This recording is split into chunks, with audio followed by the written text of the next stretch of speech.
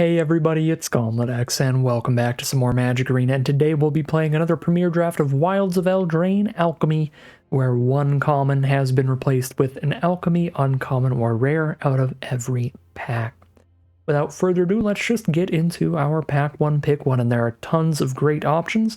Torch the Tower being the most efficient removal spell in the pack, being super cheap, plus having that nice bargain ability to get a scry added to your removal. So if we want to take removal, we take Torch the Tower over Shatter the Oath here. We could also just take Spellscorn Coven as a solid value uncommon, being able to put your opponent at some card disadvantage with that discard effect. Or Monstrous Rage is just incredibly efficient as a combat trick, giving basically +3/+1 trample at instant speed, and then +1/+1 trample for the rest of the game. So that's pretty huge. Extraordinary Journey is a fun build around for really grindy, really slow blue decks. But I think I really like red aggro nonsense in this format. I'm going to start with the Monstrous Rage here. In pack 1, pick 2, we see a Talion's Throne Guard rare. This is a 4-mana 2/1 flash flyer. When it enters the battlefield, return up to one other spell or non-land permanent to its owner's hand. And if you bargain it, then you make that spell cost 2 more as well. So it's a very nice tempo play for the blue decks in the format, but it's competing with 2 premium uncommons. There's Tough Cookie, which is a massive beat stick in green, a 2-mana 2/2 that leaves behind a food, but later in the game lets you start beating your opponent down with 4/4 foods, which is wild. There's also Ash Party Crasher, which is just huge for the aggro decks in the format. Not too hard to trigger Celebration in a red-white deck, and if you do, then Ash is a 2-mana 2/2 haste that gets a +1/+1 counter, potentially every time she attacks, so really nasty stuff from her. I think all 3 of these are great, but since this is going to be the last Alchemy draft, I'll attempt to draft the Alchemy rare here and see if we can't be a blue-red tempo deck. Fit that in. Not going to be a good follow-up to that here, because Candy Grapple is easily the best card for just raw efficiency on this removal, so we'll take that Candy Grapple now. But we do have that Throne Guard as an optional pivot towards blue-black fairies or something to go with the Candy Grapple. This doesn't necessarily mean we can't play Throne Guard or we can't play Monstrous Rage. We're just starting off with the best monocolored card in each pack. Until pick 4. I could see Torch the Tower over Monstrous Rage having been a better starting pick. Obviously now it would have worked out well, since we're in 3 colors and Torch the Tower fits well into aggro or control. I think Monstrous Rage in an aggressive deck is strong enough, and that first copy is so important, that I would take it more highly than Torch the Tower when I'm like guaranteed super aggro. But I think the Torch the Tower would have been more open. I would have been happy to start with Torch the Tower, Candy Grapple, Throne Guard, then Monstrous Rage, Candy Grapple, Throne Guard. For pick 4, we can keep things wide open and just take a Hamlet Glutton, because I love me a Hamlet Glutton. That's a great card for the green decks. Could also take Hopeful Vigil, which is great in the white decks in the format, being excellent bargain fodder. If we end up in like blue-white, that'll be pretty helpful to give us some fodder for the Throne Guard. Also Charade, if we end up in blue-white, is just a really solid value play. I think Vigil, Charade, and Hamlet Glutton would all be super reasonable picks. I'm just going to dance around everywhere here, I think. I'll take the Hamlet Glutton. See what we start getting past the most. It's definitely not red, just a Kindle Terrorism here, and there was no good red in the last pack either. Now we have a Threadbind Click out of blue or a Glass Casket in white. The click is blue-white, but it's not that hard to splash in an off-color adventure off a Prophetic Prism or some treasure tokens or something, so mainly you need to be blue. You don't need a lot of white sources for that, so I think the click's a little more open and still really powerful in the right deck with the Prism or something like that. Well, there is a red card here, but it's a gold card, a red-black one. Or the non-crescendo. But yeah, we're only 1 card deep into the colors, still doesn't seem likely to end up there. Light Blades is a nice removal spell for more controlling white decks, more defensive decks. So blue-white as a path still seems reasonable off of this Threadbind Click. We could also just take Paths of Twin Veil from the Alchemy cards. bounce one of your creatures and one of your opponent's creatures, and you tax theirs and make yours cheaper. So with good enter the battlefield effects, can be pretty nice. Could also take Spell Stutter towards fairies, but we'll take the Alchemy card again. Grab a Paths of Twin Veil. Now we have a Rat out of black. Just a really efficient little combat trick sort of removal spell. Can stack this up to killing a bigger creature that's been blocked or is blocking one of your creatures. Or you can just clear out a 1/1 with it and get that bargain fodder. That rat can be sacked later, so I like Rat out enough. A little bit better than Pie Wielder or Sellsword in my opinion. Mainly just competing with Pie Wielder, because Sellsword, the reason that it's better than the Sellsword is Sellsword's more restrictive, where it doesn't do much unless you're both black and red. So, let's see, pick 8. Not the strongest draft pot ever here, it looks like. None of these cards I'd really be excited to play. We'll take a Financier, I guess. I will be excited to play a Spellscorn Coven, so happy to see that pick 9, but this is also just a much better pack, it looks like, because the Stockpiling Celebrant's good with a lot of stuff in the format, namely the Hopeful Vigil that we passed up on, but some other cards like that. And Redcap Thief is not bad either, giving you the treasures to splash things in, or to bargain away to stuff, so very happy to take Spellscorn Coven though, and we might be trying to push it into blue-black with a little bit of a fairy sub-theme, potentially. I guess none of our cards really care about fairies, we'll just kind of naturally have a few of them. If we manage to pick up a fairy rare or something, we'll have a decent start towards that. So yeah, definitely looking blue-black. We get that Charade Splash for free, because no one is drafting blue, it looks like. So certainly the color to be in here. So blue-black, little Charade Splash potentially. Certainly looking for some treasures, some Prophetic Prisms, some stuff like that. Ideally, but let's see what we get in pack 2.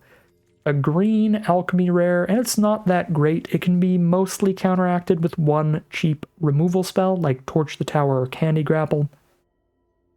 And it's quite slow, even when it's not just blown up, when your goose isn't blown up. But can be a lot of value. I think we just take the Tome Seeker here, just speaking of value. 3 mana 3/2, you gotta bargain something when you play it, but if you do, just a 3 mana 3/2 that picks up an instant or sorcery from your grave is pretty wild. It's a really good deal there, so take the Tenacious Tome Seeker, probably get the Stopgap back for free, because blue has not seemed super heavily drafted, so get the Stopgap back. Probably not the Vermin, but that would be fine as well.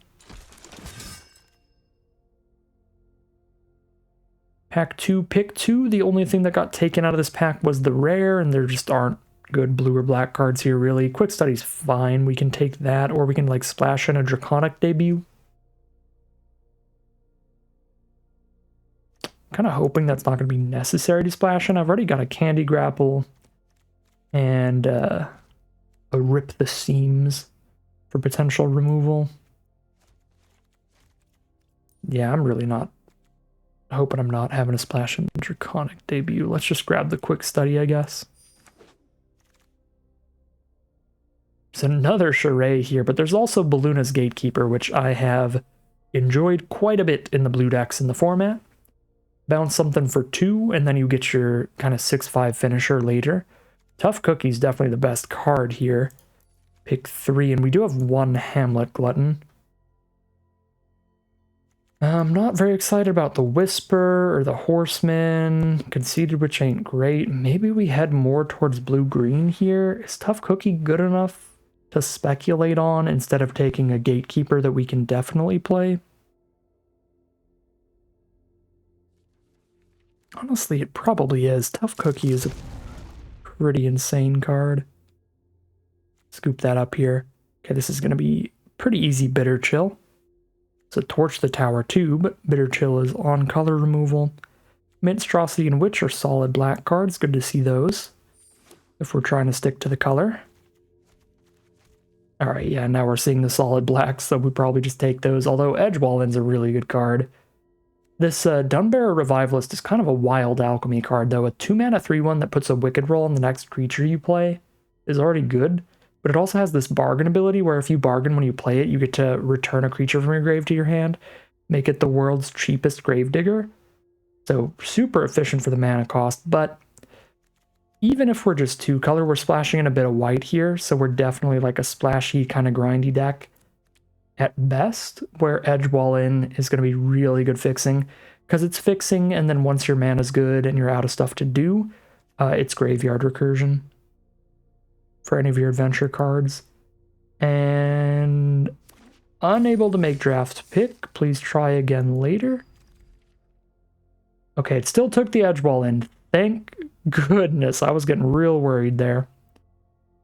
All right, let's reassess here. We probably do want slow removal like Shatter the Oath in this deck, but Spell Stutter for cheap counter spells is good too. Ice Rot Sentry can be gross with Charade if we stack those two together, but single-handedly Sentry's not great. Actually, I'm going to take Spell Stutter here over the 5-mana removal spell. I will definitely take Gatekeeper here. Trying to pick a little quicker, because that got me really scared. The whole draft deciding to die on us. But anyways, what I was saying about Edge Wall In is, even the most streamlined version of our deck at this point is going to be blue-black splashing white, and it might even be more splashy and dorky with like a tough cookie thrown in or something. Like, we don't know what we find. It might get worse mana-wise, where Edge Wall In is super important, but I already think Edge Wall In's good. All right, really nice High-Fey Negotiator for the top end. Not really splashing in the Sellsword's red mana ability, so take a Living Lectern here. I'm not super excited about it, but we're low enough on bargain fodder that we might have to run Living Lectern just to sacrifice itself, put a roll on something, and then be able to sack that roll later. All right, Scream Puff is a fine 5-drop. If we have any late-game bargain cards, and we manage to hit our opponent with this, then we can start bargaining those foods away, but if we're managing to hit our opponent with a 4-power attack or multiple turns in a row, we're probably already doing pretty well. Okay. I do have a Gatekeeper. I've got 3 cards that can trigger the Stormkeld Prowler. I still think I'd rather have another Lectern. Just dorky ways to get bargain fodder. Pick 12 Minstrosity. That's a very not dorky way to get bargain fodder. A 2-mana 3/1 that just trades off with your opponent's little aggro dork and leaves you behind a food token to bargain. Super efficient way to get that bargain fodder, so I'm really happy to see that. Alright, pack 3, pick 1. We probably do have enough random fairies to play Obira, but Crystal Grotto could be quite useful. Splashing in the white. I have 4 fairies. Obira will get some damage in, but even just a 2-mana 2/2 Flash Flyer is just nice aggro stuff. Crystal Grotto or Obira? Obira is a lot more likely to wheel. The only people who would take Obira would be dedicated blue-black players, and I don't think there's a lot of blue players in this draft pod. I think I'm going to take the Crystal Grotto and try to get Obira to come back.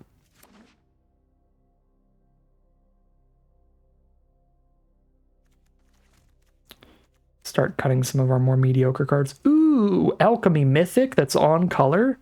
All right, this pack's insane. There's an on-color Alchemy Mythic, an on-color rare. There's the Mythic Uncommon in red.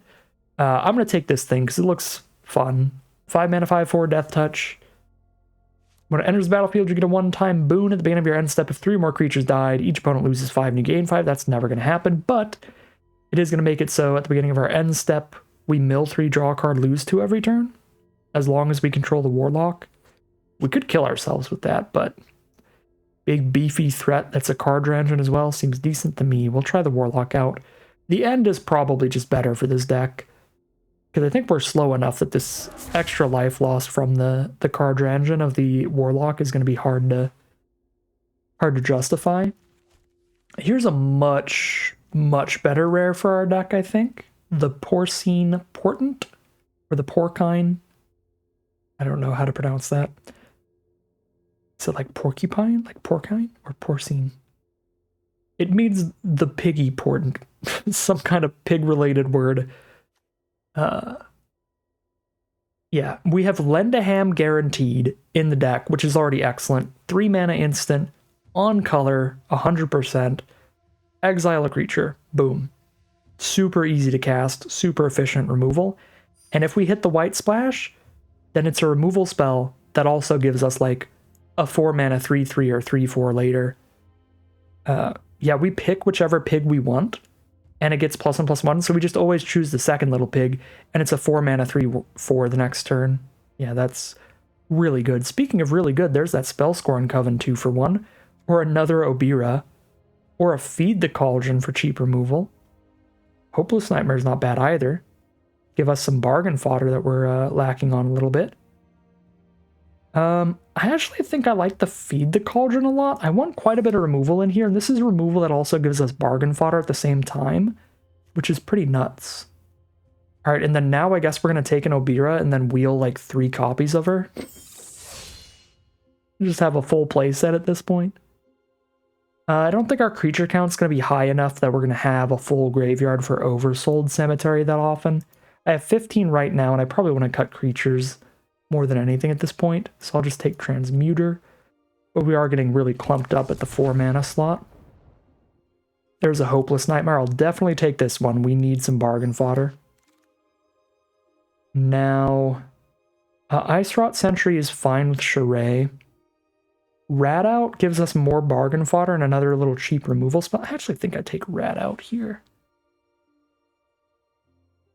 We've got High Fae Negotiator being a really important card to have the bargain for. A Candy Grapple and a Throne Guard also seeming pretty important to have bargain for. All right, pick 9. We get the Stopgap back, or we get the Obira. Let's take the Obira. Sugar Rush to the side. Get a Shatter the Oath. We can play that. It looks like we're only getting 2 of the 3 Dreaming Duelists here. We're not going to get the full. It wouldn't have been a playset if I got all of them, but we would have had 3 if nobody took any of them, I think. But it looks like we'll have 2 of them, I think. I might be wrong. We'll see. Maybe next pack still has one in it, and I just forgot about it. Nope. Okay. I cannot afford more 4-drops. I'll take the Grim Search, but I don't think it's getting played in here. I think Quick Study is just better because that life loss is a big deal on the Grim Search draw spell. All right, this is going to be an interesting deck. Blue, black, white, controlling tempo-y stuff. I'm going to splash in a Moment of Valor. We are at 49 cards. I don't like the Lecterns very much. We found better bargain enablers like Conceited Witches, maybe. Horseman's very slow, and the creature count's not super high for it. Transmuter's a 2-mana Curse roll if we need it. I think is fine. Scream Puff's pretty slow. Gatekeeper's a 2-mana bounce spell if we need it. Let's drop these. Slowest to dirtiest creatures.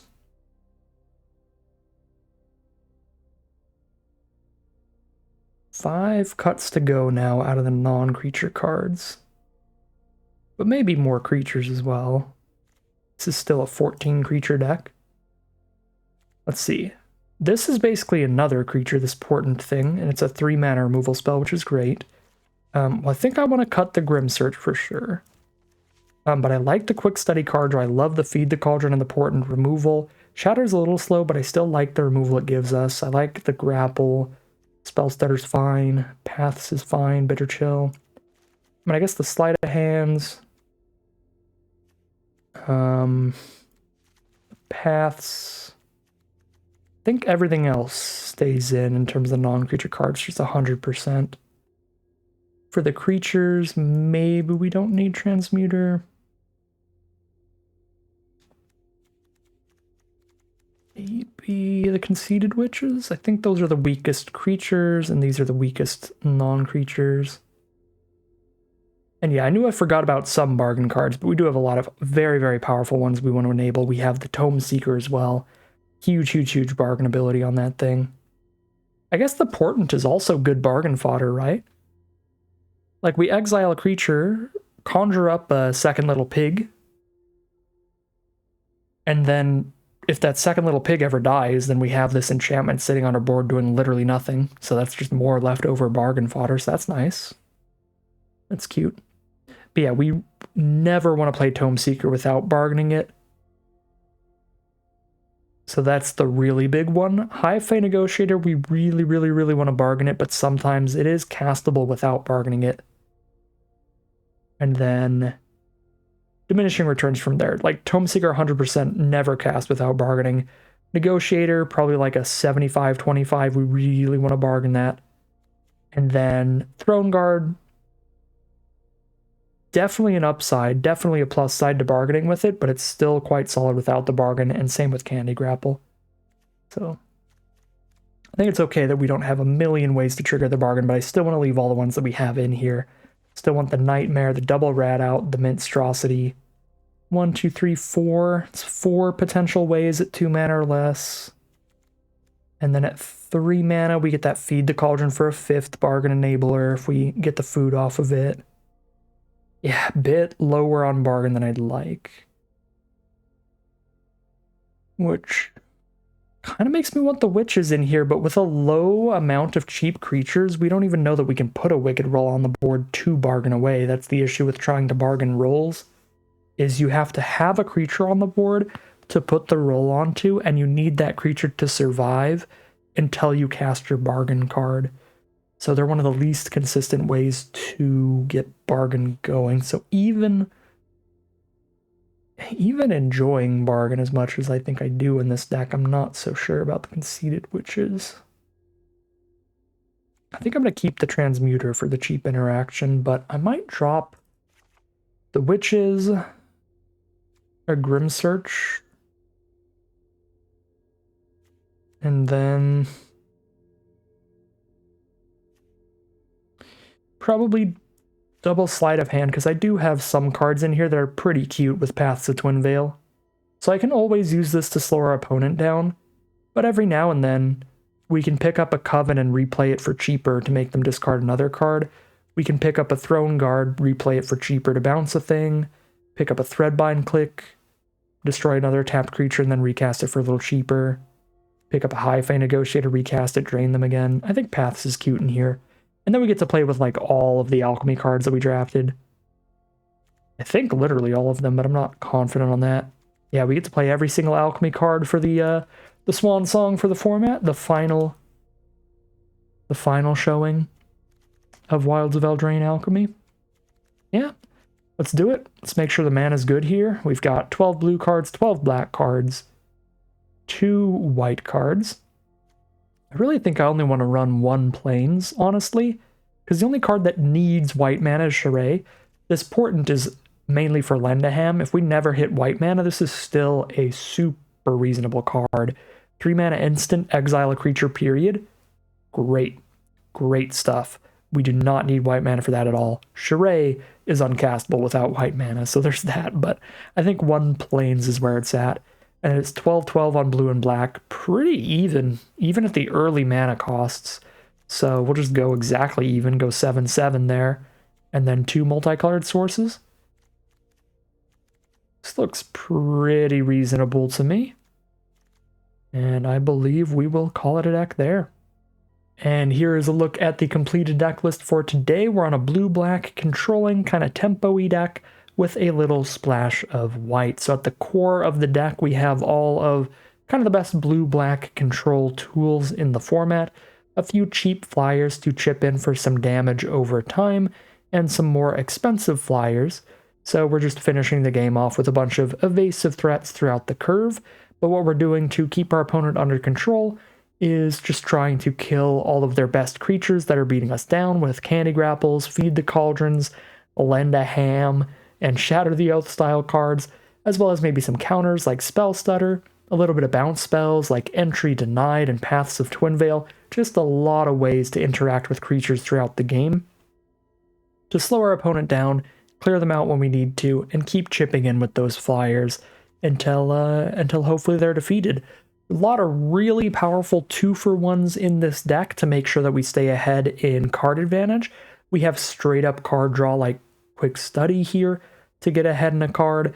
Spellscorn Coven is going to hit the board as a creature and make our opponent discard a card, which puts us ahead. Charade is another piece of just straight up card draw to go ahead in cards there. Tome Seeker works as well, picking up any instant or sorcery from our grave when we play it, so that is more card draw. So tons and tons of card draw like that sitting around, as well as the 2-for-1s of the Porcine Portent that is going to exile a creature. It's going to be a removal spell and a solid threat on the same card, because once we hit the white source, we get to cast this as a second little pig as a 3/4, and then turn that 3/4 into a 5/5 flyer as long as the Portent is on the board. And there's also the Threadbind Clique that's going to be a removal spell that also lets us cast the creature later. So not a lot of nice little 2-for-1s like that can hopefully just stack up over time to keep us ahead here. So that is the deck. That is going to be our final deck of the Wilds of Eldraine Alchemy format. Hopefully it plays out pretty well for us, but we'll find out soon enough as we head into the gameplay. Here we are on the play with a little bit of an awkward hand here. Double Rat Out is really dependent on what they're playing. If they're playing an aggressive red deck with like 1 mana 2/1s and 2 mana 2/1 first strikers, this is a pretty good hand. But if we're playing against a blue-green ramp deck or something, it's going to be bad. Really just a green deck in general. So our opponent's first play is Forest Brave the Wilds, and that is about as scary as it can get for a double Rat Out hand. That means we are pretty unlikely to have solid targets for these. But I guess it could have been worse. It could have been Forest Utopia Sprawl. But Forest Brave the Wilds for the Forest is a really, really bad sign, because that means that they're like close to monocolored, which would make these Rat Outs unlikely to do anything. Or they could need more green sources because they have something like Gruff Triplets that needs triple green mana, and that would be really bad because Gruff Triplets would be basically unbeatable if we don't just draw our counterspell on time. So full 3-color here, and there's Italian's Messenger. That's too big for the removal we had in our opening hand, and we've just hit some really bad draws this game. We started with a 4-land opener, and then we drew land, and our 1 white spell. So really bad start to this game, and it might just be over from here, honestly. We're not taking a lot of damage, but our opponent is now drawing a card and discarding a card every turn, which means they are set up to draw, not perfectly, but to consistently draw things that are reasonable, where we're still drawing blind. We could hit just even more lands and just have absolutely no action here. It's not a ton we can do. Luckily, right on time, our opponent plays a very solid 2/2 that is worth double Rat Outing, because this was the time where even if they didn't play anything, I would probably just Rat Out, just so I can get the life drain when I cast the Negotiator. Let's actually hit them first and then cast the Negotiator. So at least we got that little value off of the Rat Outs. We got to clear out a tough cookie, but we did draw yet another land here, so definitely flooding a bit. If one of these was a white source, it wouldn't be so horrible, but basically leaves us with 3 dead cards in our hand. We're just down 3 cards already. And now they've cast a draw 2, so they're even farther ahead in card advantage while getting that card selection from Talion's Messenger to discard any extra lands they hit, as they have previously. We would have to draw pretty dang well to get a lead in this game. So 3 bowls of porridge from our opponent. And no attacks is interesting. I draw another white spell, basically.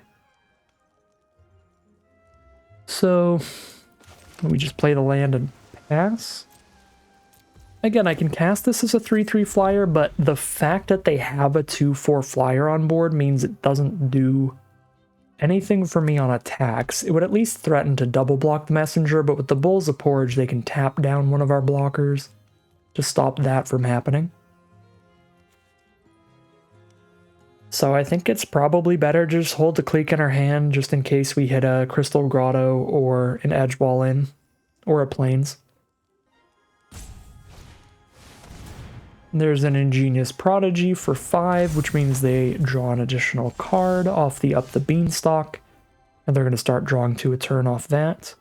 Here's a Bitter Chill for the Messenger, which means the opponent at 15 here, we do what we can towards trying to maybe get there with flying.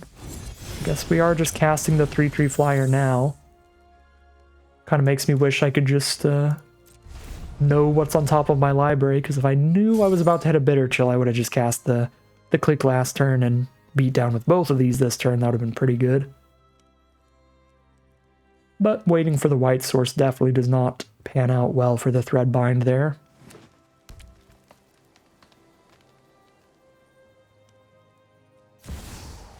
There's a Bitter Blossom.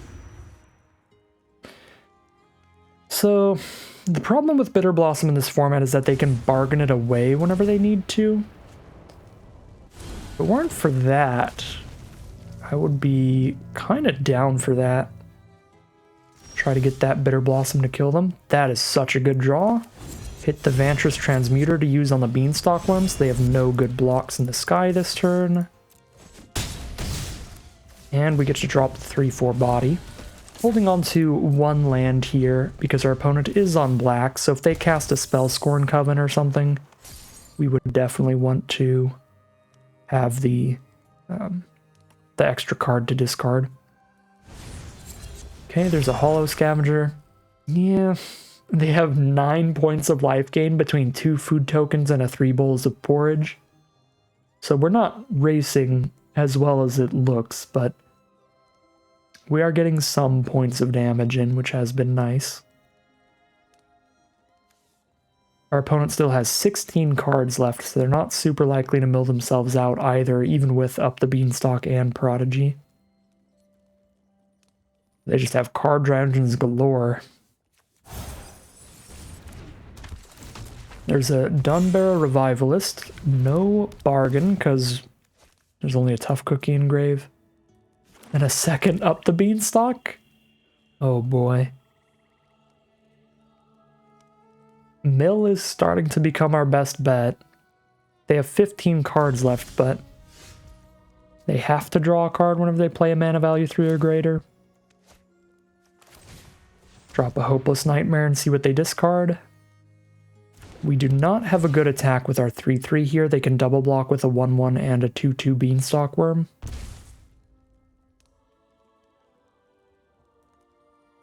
Although I suppose that would not be horrendous, because then the reach creature's just gone for the rest of the game. Double block there, take 3. They eat a food, stay at 3. I guess they might use the Bowls of Porridge, like tap down the Negotiator this turn or something, but they don't. Maybe it is fine to clear out Beanstalk Worm plus a Fairy with the Clique. I'm just gonna hit with Negotiator because they can't kill that on board. Actually, they could use the Porridge. They could lose the Worm and the 1/1 and use the 2 damage from Porridge if they wanted. But it's just gonna be a chump here and eat a food. Cool. I haven't used any of the Porridge abilities yet.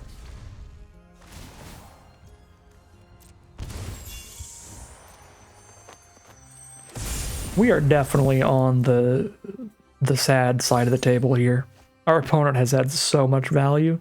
They have 13 cards left.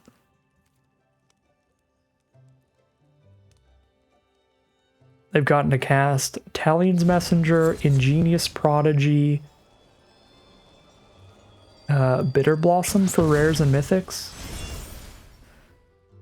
And we're just vibing over here. And a Tome of Gadwick as well. Again, maybe they'll mill themselves out. They're at 13 cards in library. They are at 5 life, but 5 life with a ton of food. And this Ingenious Prodigy with Skulk means I can't block it at all, so it's the perfect card to put the Tome of Gadwick onto to get a bunch of draw spells into their hand. I mean, they've already got essentially infinite card draw, so that's whatever.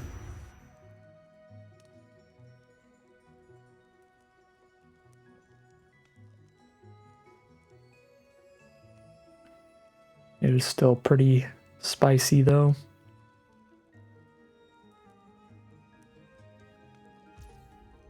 Alright, Hopeless Nightmare, what shall we find?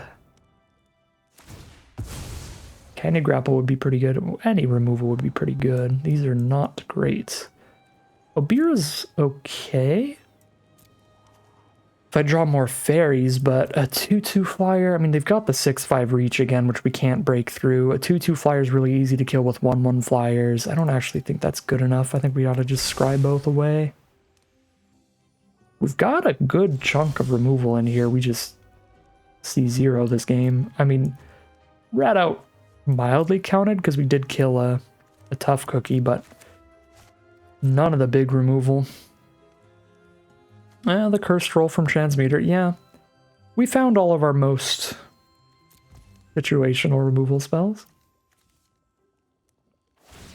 But we've not found our Shatter or our Candy Grapple or our Lend a Ham. Those are our best 3 removal spells. And then we also have more other situational ones like Feed the Cauldron. And some bounce like Paths to Twinvale and Talion's Throne Guard. Yeah, we have a lot of interaction in here. A lot of it is kind of narrow though. But 3 of them can kill pretty much anything. We haven't found any of those 3. Alright, Fell Horseman for the Tough Cookie. It's pretty good.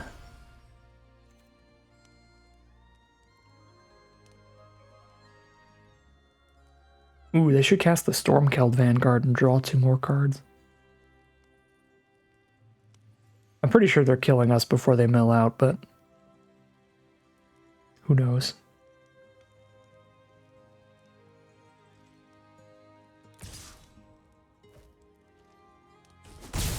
Alright, Ingenious Prodigy gets in there with the Tome of Gadwick. It's another draw spell.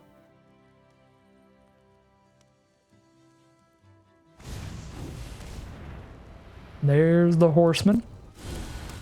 Could stutter it, but it's a 4/4, so I don't want to. I would like to stutter the Tough Cookie because it is multiple pieces of life gain and solid large attackers.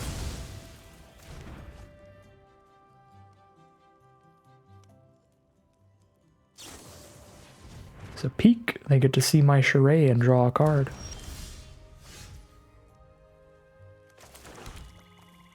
Well, technically, I guess I should play the island to give them less information, but just balance out my colors on board. If I play Island Pass, I think it's pretty safe for them to assume I drew nothing.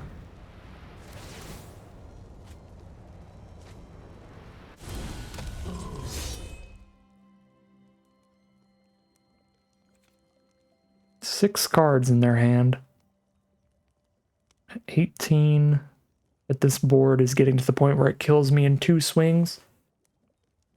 If they tap or kill all my creatures, it does kill me in like 1 hit. I don't want to say it's impossible to win at this point, but it would require some major misplays from our opponent going forward.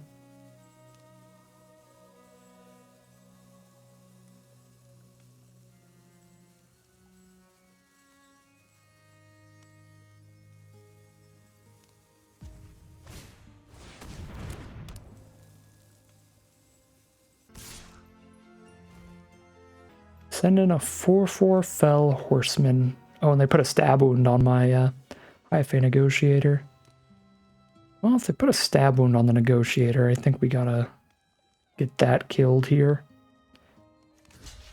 So kill the Horseman, but then it goes on the bottom of their library and their Milling out slower. Probably just chump there is fine.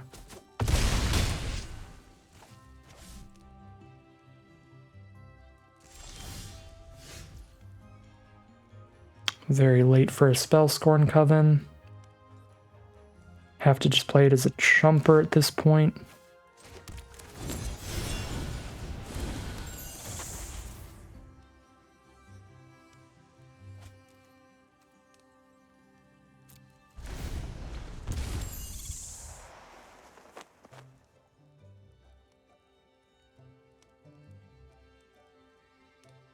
Could have still held that island to play around discard, but we've seen like the majority of their deck at this point. It doesn't seem like they're going to have a random Spellscorn Coven. They still could, but at this point we don't even have time to draw into the white source for charades. If they make us discard charades, whatever.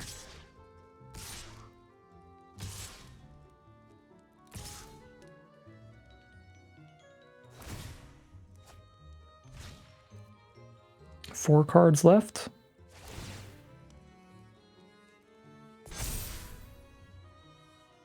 Yeah, the only way they lose is if for some reason they try to cast a 5-drop this turn and next turn.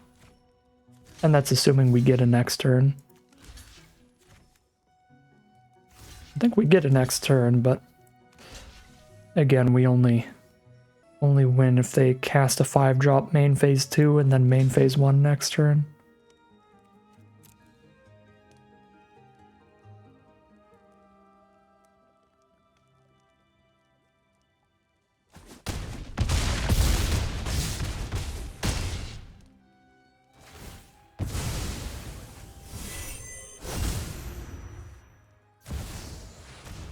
What? Whoa. Whoa. No, we win if they do that. Oh no, 3 creatures died. Never mind. Never mind. I forgot about the boon the first half because it's an alchemy card that has 50 lines of text. Oh no, we do still win. Oh my god. Oh my god. Never concede. So, oh my god. Yeah, because it's an alchemy card with 60 lines of text on it, my opponent and myself did not know how it was going to work here. I just forgot that it had that thing where if 3 creatures died in one turn, we will lose 5 and they'll gain 5. But I guess the abilities just stacked incorrectly. They must have auto-stacked, or our opponent accidentally put them in the wrong order. Yeah, in a paper game of Magic, you would just say that you want to order these abilities to where the life loss will resolve before the card draw. But Arena might auto-stack them. Actually, the way it's worded, you might not get to choose. No, you should get to choose, because they're both at the beginning of your end step abilities, and they're not on the same card either. Right, you just have a boon. You basically have an emblem on the board that says at the beginning of your end step, this triggers. And you have this card saying at the beginning of your end step, this triggers. So both of those will go on the stack and you choose which you want to resolve first. You choose what order they go on the stack.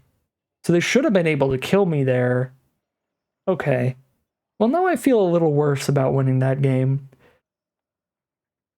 I thought it was like the kind of thing where it like is always in whatever order that made them lose the game, but no, it's like in a paper game of Magic, you would be able to say the order you wanted them to resolve in and have it deal 5 to me before they drew the card. So that's just the perk of playing digital Magic right there. Opponent loses 100% just because they were playing on Arena and they either clicked the wrong one in ordering them, or Arena just auto-stacked them to get them killed. Well, I mean, we still get a victory there, but definitely not a particularly earned one. Sometimes just crazy things happen in the world of alchemy. It wasn't even our alchemy card that did it, so I guess some way, somehow, we're going to start off this draft 1-0. Here we are on the play for game 2, and this hand looks so much better than our first one. Got a turn 1 Hopeless Nightmare to have the bargain fodder on the board. turn 2, we have a flash creature so that we can hold up Spell Stutter if they play something super spooky. If they don't, we'll just flash an Obira. And from that point on, we'll be holding up a Spell Stutter for 3. And then we've got a Tome Seeker to pick up the Spell Stutter again. Counter another spell.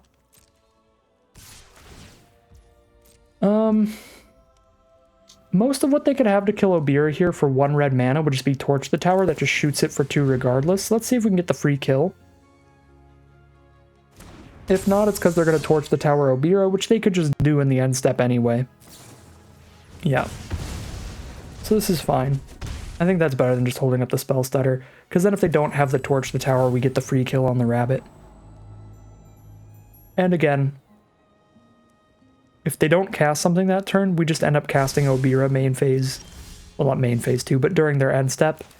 And then they Torch the Tower Obira anyway. So, same result. Just sad that it was Torch, because that does make our hand significantly worse, because now we're not actually hitting them. We don't have a clock anymore. Do they? Looks like they missed a land drop, potentially. Might just be buffing the rabbit? They're reading it. Witch's Mark on it or something? Nope. Tap land. Alright, cool. So that shows us that 100% our play was fine last turn, because the only thing that would maybe have made Obira play out fine... I should have sacked Hopeless Nightmare. Well... Actually, I'm not 100% sure. It's our only bargain fodder for Tome Seeker, but I don't have any Instance Engrave. But yeah, seeing our opponent not play a 2-drop that turn also means they probably didn't have anything to play last turn. So they 100% would have just torched Obira in our end step. There's always that possibility that they had like a 2-mana 2/2 or something. They would have jammed out main phase 2 if we didn't try to play Obira. But not jamming it out that turn when they played Edgewall in, like, there's no way they play around a counterspell for their 2-mana 2/2. So, I think that just guarantees they just didn't have one in hand yet. And Obira would have been dead, regardless of plays. There's a Utopia Sprawl for the Forest, which I can't counter, because it's counter unless they pay 2. Could tax their mana so they don't play anything else this turn. But if they try to play something else this turn, I can guaranteed counter that. Witchstalker, definitely not countering that. We're going to counter the Tortoise, most likely. There's Edgewall in for white, but we don't have any of our white cards this game. I'm probably getting overly greedy with this Hopeless Nightmare, as I said, but now I know I'm Spell Stuttering this turn, right? They try to play the Tortoise, we Spell Stutter. They hit another land, then we can't Spell Stutter. No. God dang it. Wait, 1, 2, 3, 4, 5, 6. No, we could still Spell Stutter the Tortoise. So at least it gets someone to play the pig first, I guess. Okay, I am gonna crack the Nightmare now. So opponent is definitely playing around a counter. There's a Gatekeeper. They've got a token, right? Yeah, we can kill the rabbit. Play that later. This is also a creature with an adventure, so we could pick it up with Edgewall in if it ever dies later.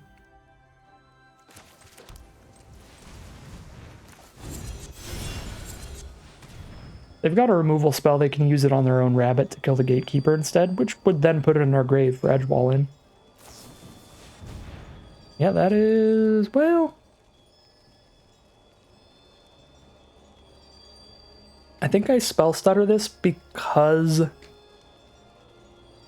if I don't Spell Stutter this, they're going to have a treasure token, which means they will have 7 mana up when they try to play the Tortoise, which means Spell Stutter won't counter the Tortoise anyway. So this already just stops us from countering Tortoise regardless. So might as well counter that. And yeah, I have nothing good to Tome Seeker, so I think I should have bargained the Hopeless Nightmare earlier, and we would have gotten rid of 2 lands, depending on when we did it. I guess because there was an edge wall in the middle, we probably would have ended up keeping the inn. Paths of Twin Veil. Cool, but not going to beat the 9/9 Tortoise. Much like last game, we have 3 removal spells that can kill literally any creature. But it doesn't look like we're going to draw them. Now I have to chump the Tortoise with a 6/5.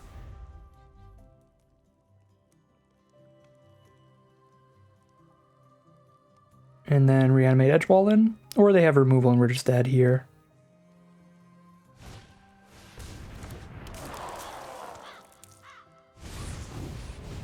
Ooh. We're the best uncommon in the format and we're just dead. Alright. Well, super dead. Another pretty awkward game. We do have a lot of time-dependent cards. That's a lot of just playing blue in general. Cards that are really good at specific times when you draw them.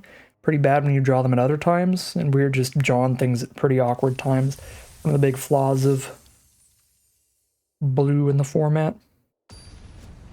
And our deck in general. So 1-1 kind of feels like 0-2. Because we've had real bad hands here. But we did get a free victory. Game 1 somehow, so technically 1-1 as we head into Game 3. This hand looks good again, but if the last couple games are anything to go by, it's all gonna fall apart. Our opponent's gonna have just the right cards to where these don't do anything. We'll see. We've got the Crystal Grotto this time for the random white spells, which is nice. Alright, sending the Otter while they're tapped out means we can get a free kill off Obira. Very nice. And then can go ahead and feed the Cauldron the Scarecrow Guide to get my bargain fodder for the High Fae Negotiator. Ditch the legendary card there. And this also lets us attack with Obira because we couldn't attack otherwise. Since that Scarecrow had reach.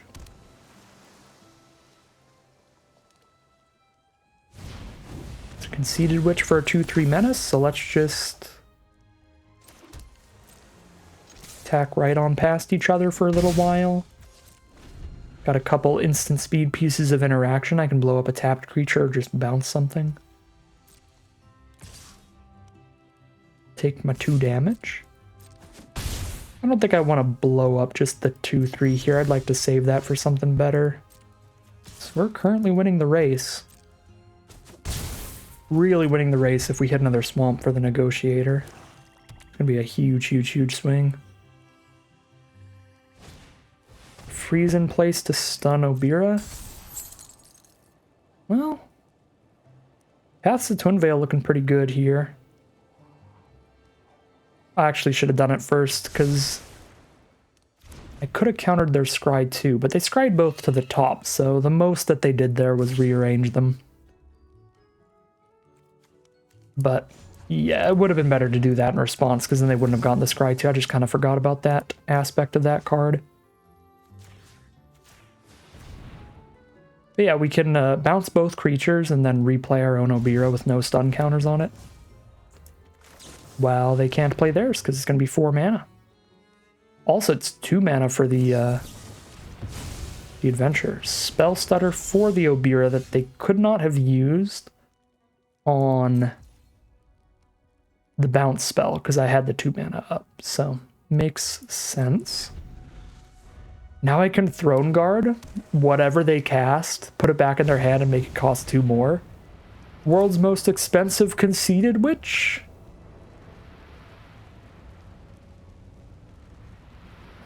I don't think it's actually right to bargain here. It would be so funny, but I don't think it's actually right to bargain. Well, let's just put the witch back in.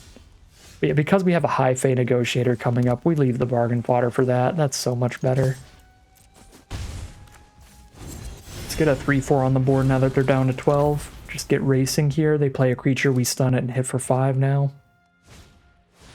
If I had the second black, I would have just slammed down the Negotiator there, but without it, we'll just play the next best threat. Ooh. I'm going to keep my most aggressive cards and discard the Threadbind here. And there you go. That's going to be beautiful. Hit for 5, drop a Negotiator. Hit them for a bunch. Not going to lie, I kind of dislike how Arena does that little block symbol with a slash through it, making me think that the fairy can't block at all, but it has the symbol because it can't block my creature on the ground.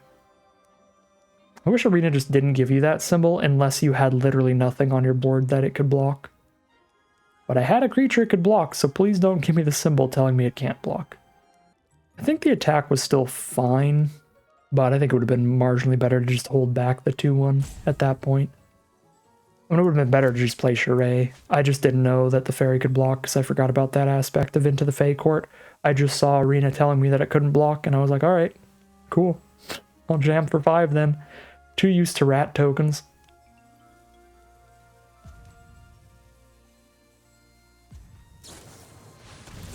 There's their own Dalian's Throne Guard with the bargain. It's pretty gross.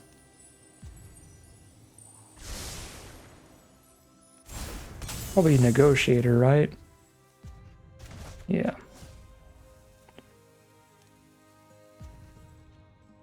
Oh, that's it. So they have to chump here, whether or not I play Charade.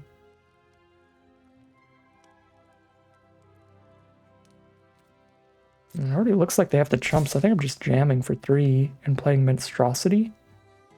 Play around a Spell Stutter this way for 2 mana. Horned Lock Whale.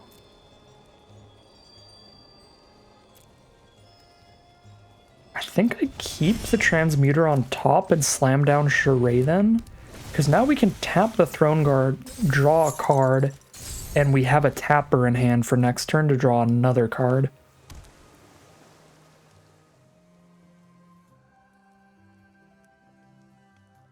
Plus that'll be a Cursed Roll on the board, which we could bargain to the Negotiator if we hit the mana for it. Or if they want an untapped 6/6, they have to cast it now, but then I'll just put a Cursed Roll on it. The Lock Whale is enters battlefield tapped if they played at instant speed.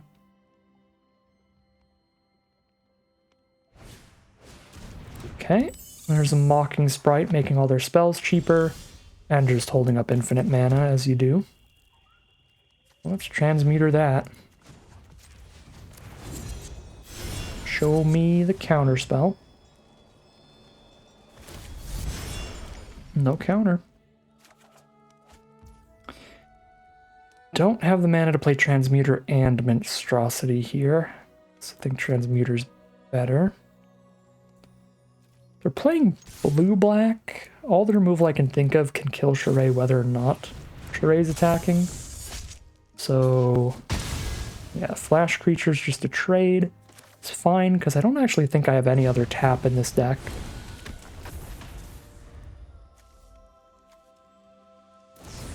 But I guess there is that. That could kill the Charade.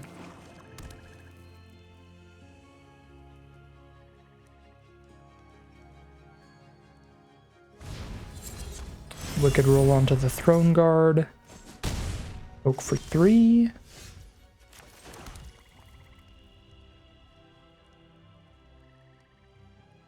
They do not have counter mana up. Drain them down to 3 life with Negotiator, but let the Mocking Sprite grow back to a 2/1 instead of a 1/1. I think that is reasonable.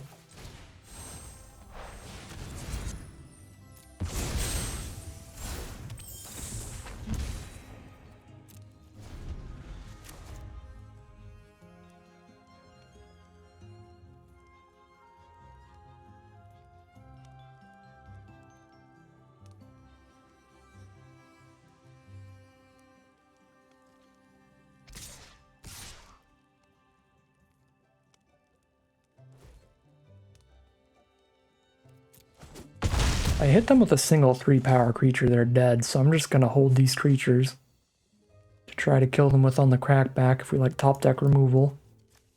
Again, we still have our Shatter the Oath. lend a ham. Got our straight up removal top decks. And all their untapped creatures are mana value 3 or less, so Balloonist Gatekeeper would work too. They bounce the Negotiator, that's bold. And it gets them killed. Let's go. So now I can rat out anything that they can't kill for 1 black. If they have their own rat out and they use it on the Mocking Sprite, they counter mine and I don't get bargain fodder. So let's rat out the Conceited Witch, I guess. And then boom. Bargain. Put them to 0. Nice. Ooh. That was the only possible way we win that game, I think. Is if our opponent bounces our life drain card and we find a way to bargain for it again. That was super, super lucky in the end. Things were not looking great for us there, but that is like 2 wins that just did not feel possible. Mainly the first win where Arena just decided we won, but I guess Arena got back at us a little bit there because it confused me with the little can't block symbol on their flyer, and that could have mattered. That could have changed the outcome of that game. Maybe had we not attacked our 2/1 flyer into their 1/1 flyer and just kept it around a little bit, we could have found a better attack with it later for more damage. So that's the big learning moment from that game. Those 1/1 flying fairies, disregard its little symbol. And keep in mind that it can block our flyers. Which means it blocks most of the creatures in our deck. Its hand's pretty slow, but it's got a great late game. And judging by all of our first 3 matches, having a great late game is important.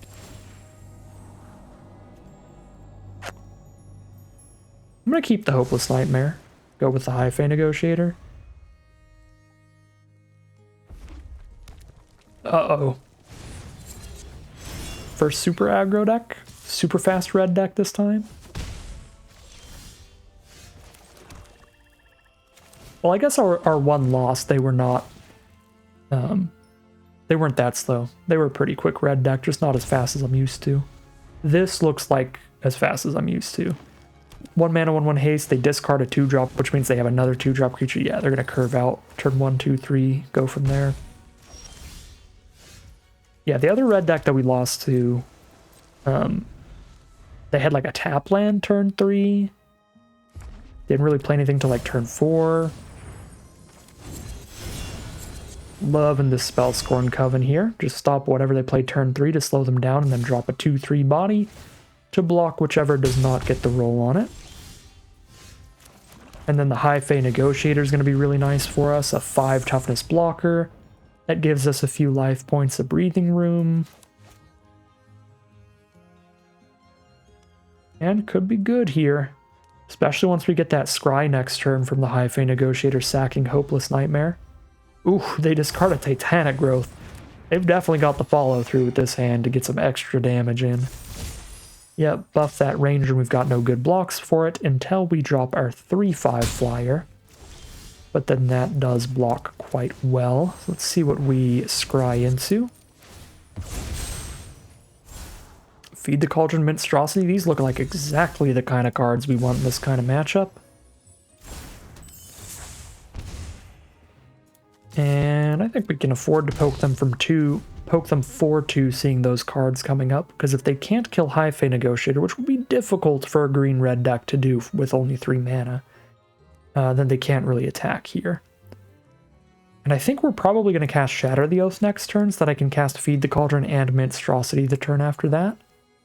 And by shattering, I could hit them for 6 in the sky and actually just try to outrace them at this point.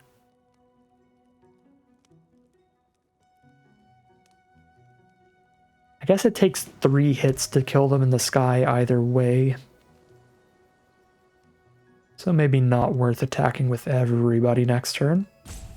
Maybe still just attacking with Coven for 3. And then 2 swings of both after that. Aw, food token. So now, if I hit for 6... If I hit for 3... And then 6 and then 6, I'll still kill them through the food. So let's do that. I can still hit them with just one creature here and be fine.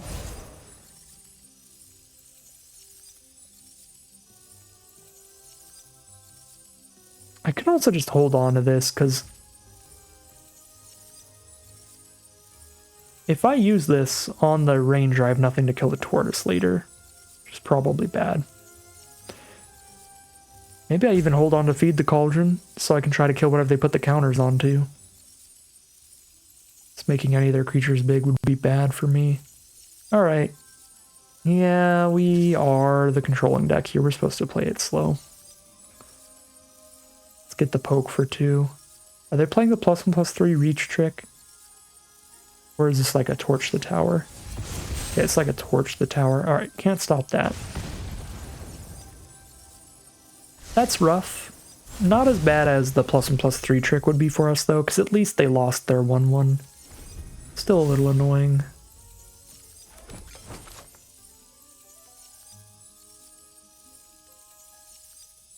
Oh, we glitched Arena. It thinks that Shattered the Oath is on the stack still.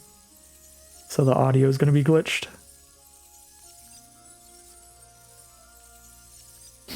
Right, my apologies. Hopefully I'll remember to turn the SFX back on next game, but that's going to grind my gears if I have to listen to that all game. At least we have a really cool looking Shatter the Oath.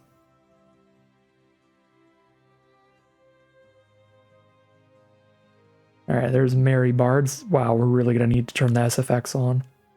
At least that'll be hard to forget, because it is weird not hearing the sound effects. Young hero roll onto something.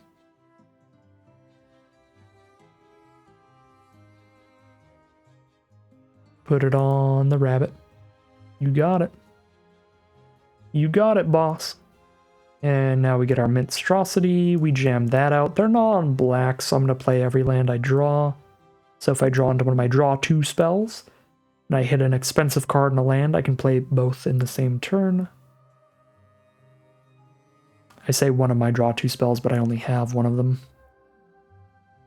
Yes, that's going to make that a 5/4, so we got to kill that. And they're going to play the Tortoise to trigger the Ranger, and then we kill the Tortoise next turn. I guess I could still Feed the Cauldron at any point. I don't have to do it in response to that ability, since it's based on mana value and not power, but we're definitely killing it when they declare an attack regardless. So yeah, there's the Tortoise. We'll see if they have a bad card to discard for Ranger or the no value from Boundary Lands Ranger. Fingers crossed for the no value. Ah, they had a forest, so they get to get some nice value from Boundary Lands Ranger. Digging out of some flood there. Even if I'm gonna shoot the Tortoise. How does Perpetual work with cursed rolls? I think I still make it a 1/1 with a cursed roll.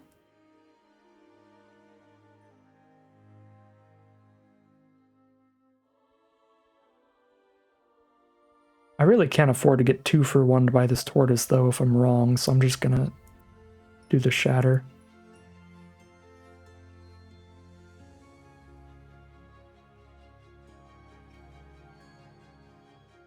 Because if I try to transmute that and then it's still like a 6/6 or something, that's just so bad. So we'll save the Transmuter and hope that their next threat is just a big dork. Doesn't have a particularly good ability or anything, it's just a dork. We'll see.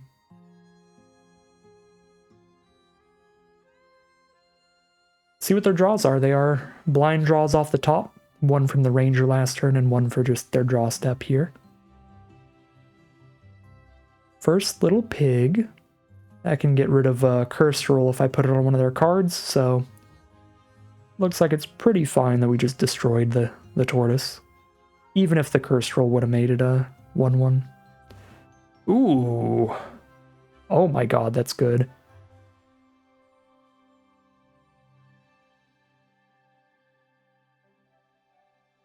Tomeseeker up a Shatter the Oath for later? Or just spend the turn using Transmuter. They can use the pig to get rid of the cursed roll, but then the pig's ability's out of here, and I still get to play a 3/4 blocker, which is quite a big deal. I think I'm using Transmuter here. Jamming for 4. This will kill them in 3 swings. Ooh, are they going to exile the Wicked roll? Okay, so I do get to keep the Curse roll if that's going to matter. That does make it so Negotiator kills them in 4 swings instead of 3 swings. So that is significant.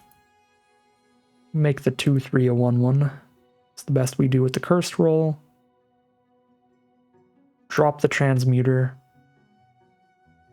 And they play anything else that is spooky. We have that ability to Tome Seeker back our Shatter the Oath. If I hit a land, I can do that in 1 turn, pick up the Shatter the Oath, and recast it.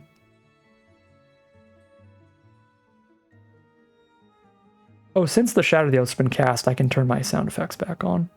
Got it like 70, 80. Go 70. Alright, there's Charade off the top. Ooh, baby. I am really liking this. Now our board state's going to get even better, where I've got another blocker, and I'm drawing an additional card. Yep, and that is the land we need to play Tome Seeker and the 5-mana removal spell in the same turn. Which I don't really think I need the 3/2 on blocks, and it doesn't help me on attacks, so I'm just going to hold it in hand to surprise them. Oh my god, we draw the Portent as well? So now I've just got instant speed removal, and I can make a flying pig. Already threatening to kill them next turn, so I think I'd rather just Tome Seeker and hold up my instant speed removal. Have a Shatter for something else if we need it. If I didn't have lethal threatening on board, I could have just cast the Portent half of this and just gotten the second little pig to make another flyer to attack with next turn. But I think this plays pretty fine. And it does find us the victory. Nice little back and forth there. Taking a lot of early damage, but getting some pretty big blockers on the board. Lots of good removal and some 2-for-1s in the late game to grind it out well. And we are now 3-1 heading into round number 5. I was going to say round 4 because I'm very bad at math. Here we are for round 5 with our no creature hand. You love to see it. That's what it's all about with the blue-black control. Just play nothing and hope for the best. Well, Paths to Unveil is pretty great against a token, if we need to do that.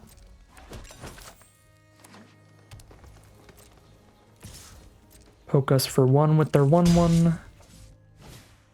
Drop a Tough Cookie. Yeah, this looks pretty reasonable. Make it so they have 0 creatures on board when Welcome to Sweet Tooth resolves, so they do not get the extra counters. Looks good to me. We're gonna have to find something off the quick study, but we did hit all 3 of our colors, which is nice. Oh my god, another Tough Cookie with 4 food on the board? Okay, find me some removal quick study and find it ASAP. Land. I don't know if I needed more of those, but I guess I'll take it.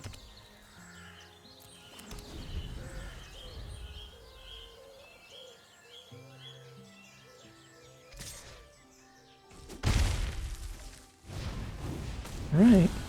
Opponent is missing land drops here, so they don't get to just keep hitting me with 4/4s all the time. They can only hit me with 1 per turn, because they only have 3 mana.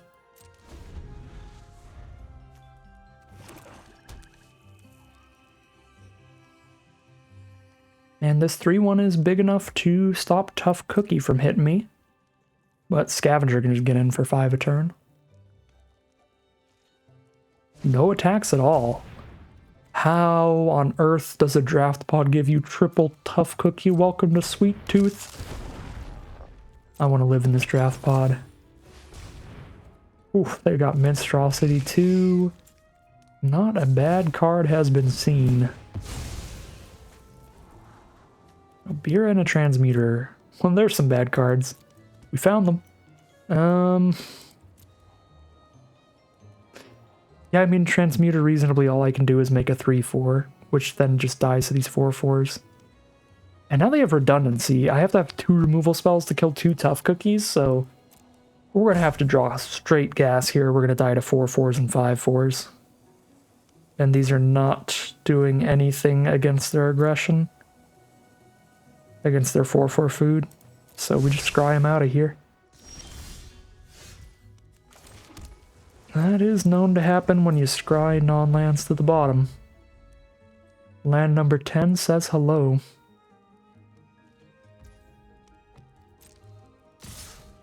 Yeah, that's horrific. Well, I can kill one of the cookies, maybe. And then if I find removal for the other one, stop them from making 4/4s. But we are down to 9. I can eat both my food before I untap if I need to. Go back up to 15. Another hollow scavenger. They have so much redundancy in their deck. That's insane. Triple tough cookie, double scavenger. I wouldn't be surprised if they have triple welcome to Sweet Tooth. The most open green-black deck. Got enough bargain cards. I think I need to leave one of these just in case. Well, there you have it. Not much of a game this time around. Super sweet deck from our opponent, though. Not a super winnable matchup, even if we drew well, so I don't feel that bad about letting out this one. Opponent decides not to kill us. I mean, they're playing against a blue-white-black deck with 4 cards in hand and a ton of open mana. What are the odds I don't have spells here, right?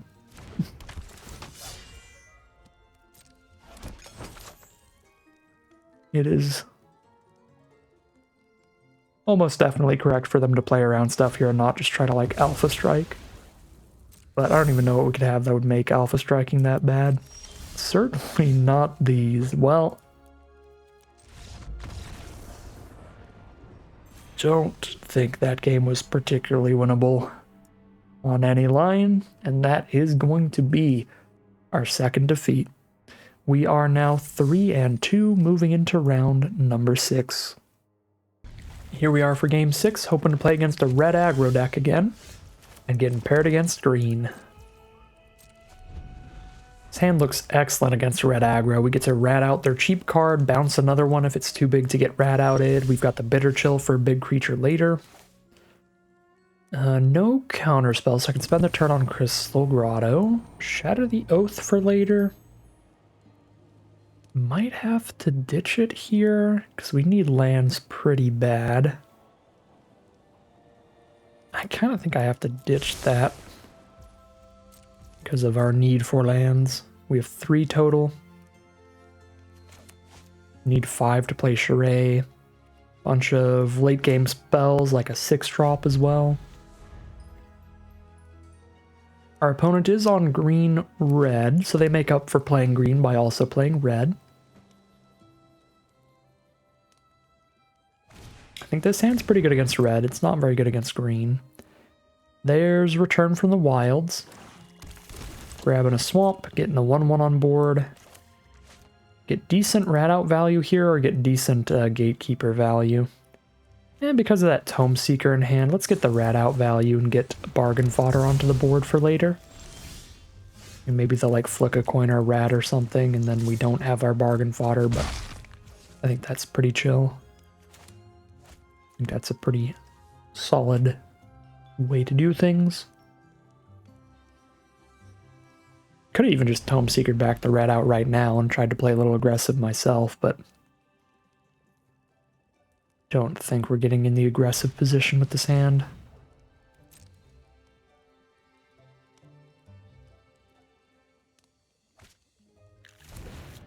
Alright, they're like 5 color over there. They've got green, red, black, and white so far.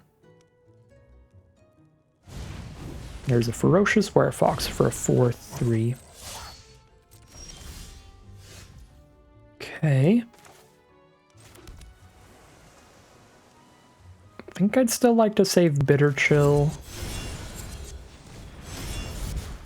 So we'll just put a curse rule on that one. Make it a 1/1. Actually, it was probably worth attacking and then doing that. I always forget to do that. But it's probably worth spending the rat to just put that completely in the grave, rather than just making it a 1/1. So I should have attacked first and given them that opportunity to block, so if they did, we could just shove the Werefox into the grave, then we don't have to worry about them ever finding a way to deal with a cursed roll.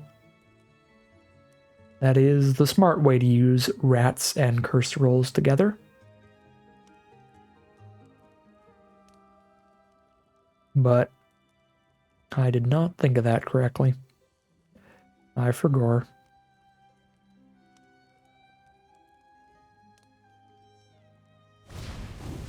Another Werefox, alright.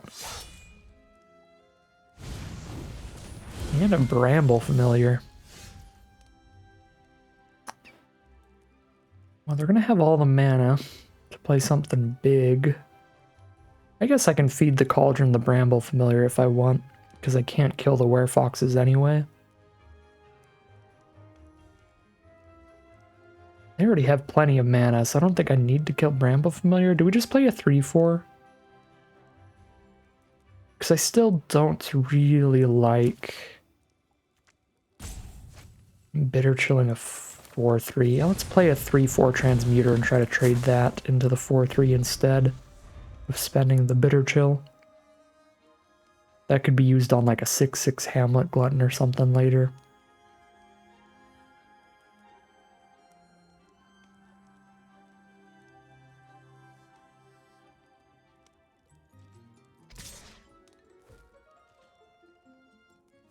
They've got a third Werefox to win this fight. They've got a third Werefox.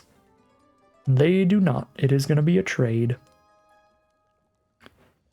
And almost any other combat trick trade would be fine, like them spending a Titanic Growth, because then they'd still have to spend the full Titanic Growth put in the grave. It's just if it was another adventure combat trick, that would have been really bad for me. Alright, there's the Glutton. We found the Bitter Chill target. But for now, since I hit the 5th land, I've got time to just stun it and draw my card.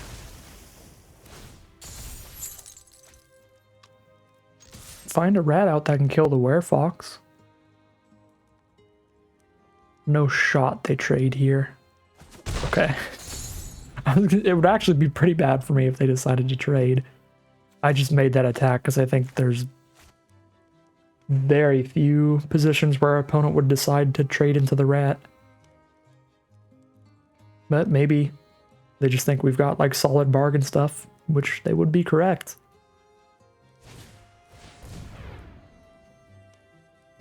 But we've got more ways to make bargain fodder. We've got the Hopeless Nightmare and the rat out. It would just be annoying that I wouldn't get to rat out the Werefox anymore. That would be the part that I did not like. Okay, so another return from the wilds, just a little more ramp. We've got a Candy Grapple for more removal later if we need that. So now we can feed the Cauldron. I can feed the Cauldron the Bramble Familiar and rat out the Werefox and just take 6 for a turn, but then Bitter Chill the Glutton and draw a card when I do that. I guess they have the mana to discard a card and return Bramble Familiar to the hand. Okay, that's awkward. I can't actually kill the Bramble Familiar until they try to do that. So I need to just hold up the Feed the Cauldron, which means we just attack with Charade and rat out for now.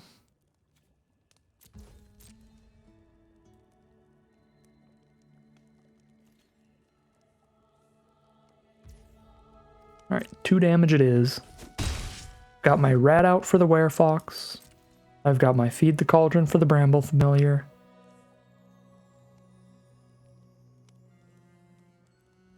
And we're going to do that stuff. We actually really get them if they try to put the Familiar back in hand. I guess we're just getting a land at this point, but get the land and kill the Familiar is pretty sick.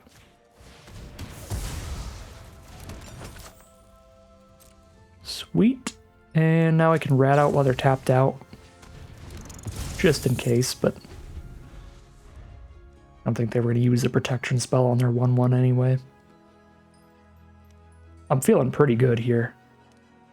All things considered, they have 2 cards in hand. I guess...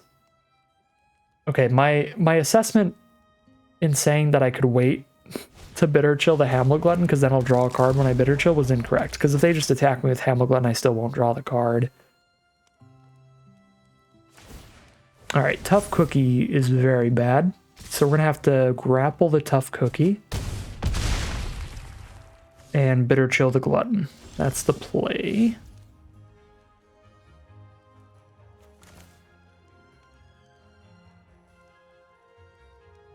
Yep, that's the play, and then they have no creatures left, though, so I think it'll be fine. Grapple the Cookie. Bitter Chill the Glutton.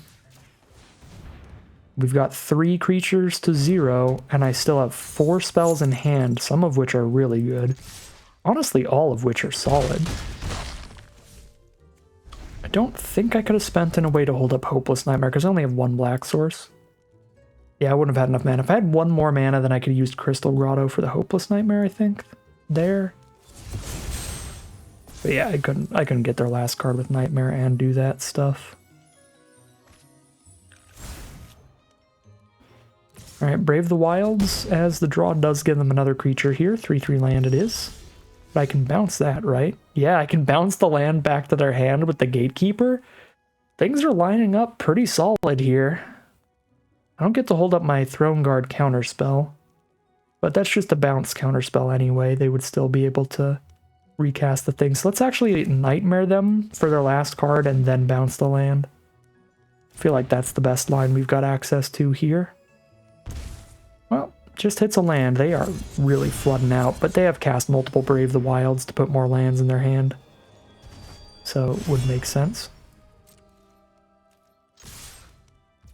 Okay, so now I have 2 rat tokens and a Hopeless Nightmare for bargain fodder, so I'm going to eat the food to be a little safe here during the end step. Because I think I have plenty of things to bargain. Let's see what the draw is.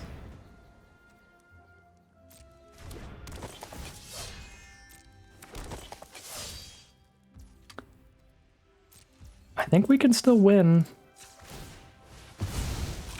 But that is an insanely good draw. Fashionably late, as always. How's it going, Spell Stutter? So, we have to win with flyers. They're at essentially 11 life. But I have multiple flash flyers to play.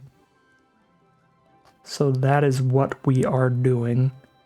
So, I think it's Throne Guard, bounce a triplets, take 6. Then it's Tome Seeker, Candy Grapple next turn. I can deal with every single one of these triplets if they don't draw backup for them. I guess the Throne Guard can bounce a triplets no matter how big it is. So it's probably best, because it preserves more life, to Tome Seeker, Candy Grapple first.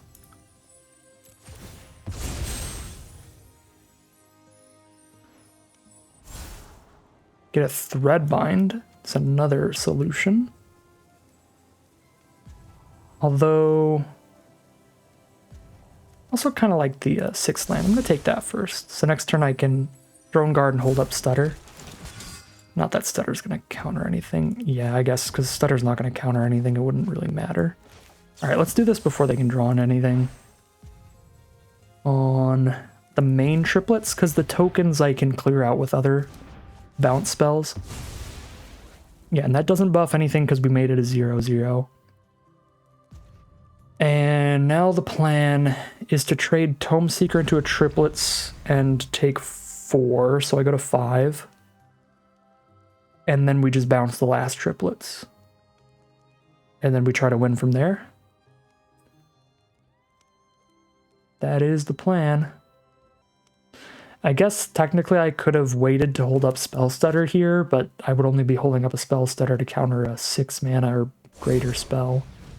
Ember's Venom is definitely not expensive enough. Young hero roll onto a triplets. We trade with the other one there. Take 5 instead of 4 now. Actually, I can do that. But then they get to kill Sheree, but I mean, I'm winning the game without Sheree. Yeah. Let's stop all the damage on this triplets and just take 4 here. And then we bounce the last one.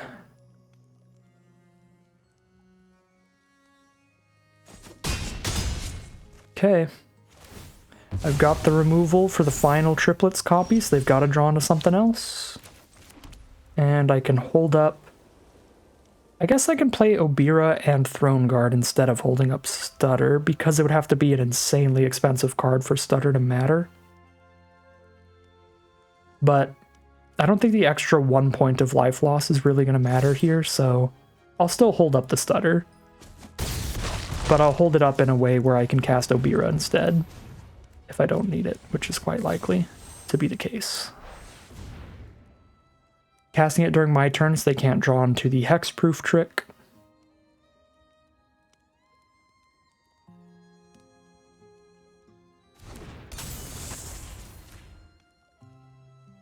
Alright, now we're holding up Spell Stutter, which I don't think matters, and Obira to really find lethal next turn.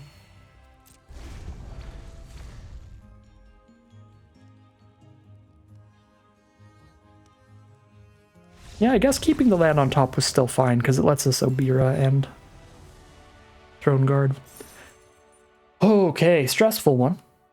Stressful one. Started a bit behind, got into a pretty good position, and they found the Gruff triplets, and things got a little scary again, but we do find the victory in the end, and that is now 4-2. Guaranteed a positive win rate for our last Wilds of Eldraine Alchemy draft. And guaranteed to be about breaking even no matter what, so really nice place to be, but we'll see if we can't keep it up heading into round number 7. Here we are for round 7 with that unkeepable hand. Snap Mole, let's go. And this is better. There's nothing to pick up with the Tome Seeker, but I like that I can like Hopeless Nightmare for the bargain fodder for it, then curve into Obira Tome Seeker. But we're not even curving into the Tome Seeker, because again, we're not playing it till there's something engraved for it anyway. So I probably ditched the Tome Seeker, because it's just a 3-mana 3/2 in this hand. Could get a little greedy and ditch the land, because the only thing that needs more than 2 mana sucks in this hand anyway. You know what? Let's greed it up a little. Let's ditch a land. All the best cards are 2 mana or less in this hand anyway. There's a Crystal Grotto, which I can't actually afford to play until turn 3, because I want to play Obira on turn 2, and I need 2 colored mana to do that. I can't use a colorless from Crystal Grotto. Alright, we get rid of a Graceful Takedown. Very nice. Playing against black, white, green. Turn 2 Obira time, but we can pretend we've got a Spell Stutter too. But they've got nothing to cast anyway. Oh my god, there's a Throne Guard coming up now. That's looking sick. And that is going to be great bargain fodder. That's, well, it's going to be a great bargain card to use our bargain fodder on. Even if Tome Seeker doesn't do anything at this point in the game. So Shrouded Shepherd, 2 mana 2/2, no other text at this point. Since they didn't have another creature to buff up with it, they didn't have anything on our board to make smaller. Yeah, Obira into Throne Guard seems like a very, very real curve that could just win us the game single-handedly. I mean, they're already just not playing spells, so I'm not even bouncing anything with Obira. I guess at that point I just blow up a Shepherd for fun. Although bouncing it's probably fine. No, if I bounce it, they've got the black mana, and then they can use the -1/-1 and kill the Throne Guard, so we don't want to bounce the Shepherd. I guess I can just do nothing here. That's actually fine. So we're still winning the race a lot, even if I'm not playing anything. Our opponent is the one who needs to do something proactively to get into a winning position. So we just make sure that we have the interaction to make sure they can't do that. Yeah, you can get your royal roll. Is that it? Just for 3? Nope, play Huntsman's Redemption as well. Could bounce the creature that makes instead of the spell itself. That's a little tempting. They will get the trample out of it, though, if I let that happen later. But probably not a great hit off of sacking Shepherd to search for something. And I'll deal like 5 damage to them next turn. Yeah, I'm gonna let them get the 3/3 and just kill the token. I think that's fine.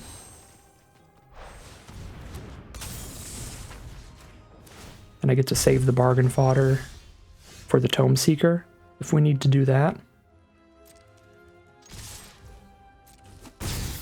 They're down to 7. And I've got some interaction up. Spell Stutter is massive here. Counter unless they pay 4. How much mana does the cottage cost? 4, but they need another green. So they can't use the cottage yet.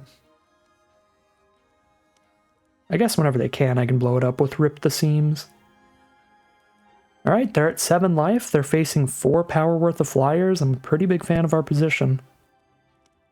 We've got a counterspell to hold up. We've got instant speed removal. If we don't need to cast the counterspell, I can just Rip the Seams in the... Well, actually, I can't Rip the Seams the ward card. I don't have the mana to do that. But got 3 different ways to kill something if things resolve. Pick up an Agatha's Champion, and that is how they're going to try to stabilize here, so Spell Stutter is going to be disgusting. Stutter it up. They go down to 3. Drawn to a rat out. Now I don't have a counterspell to hold up. So just play Tome Seeker to have more threats on the board and hold up a rat out is fine, I think. And they're just gonna concede right there on the spot. That is our 5th win. We are now in the money at 5-2, heading into round 8. Very, very nice draft. Things are really turning around. Our first few games, even our victories, I think we just drew a lot of the wrong cards at the wrong time, and our deck was looking real bad, real awkward. But now we see, even with kind of a high variance kind of deck like this, where we want our cards functioning well together, curving out well together, stuff like that, we're seeing the good end of that spectrum. I think we've seen some of our worst, most awkward hands possible, and now some of our best, just most insane hands. So nice to balance it all out in the end here. See a little bit of, you know, the best this deck can do when it's super lucky, and then the worst this deck can do when we're just hitting the wrong stuff. So seems pretty cool. We are gonna have to mulligan again, and now we're mono blue, but it's your black card for it, rather than going to 5 cards. I shouldn't have said anything about the hands, because now we are back to the awkward ones, I think. But we got a few wins with those awkward hands early. Maybe we can do it again here. It's going to be another black-white deck. Very, very similar one, starting with the exact same card turn 2.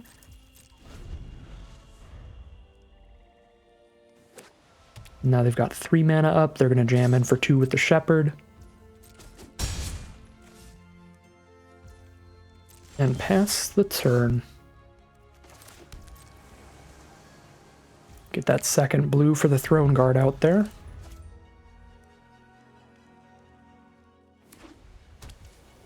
Four mana up for our opponent. They're just going to hit for 2. We're in the opposite position this time, where our opponent doesn't need to do anything because they're already winning the game. Whereas before it was like we didn't need to do anything because we were already winning the race. But now our opponent doesn't have to run into any of our combat tricks, our counter spells. Alright, there's a Rowan's Grim Search. Just card draw, we allow that. And try to tempo bounce whatever they're doing to impact the board with the Throne Guard instead.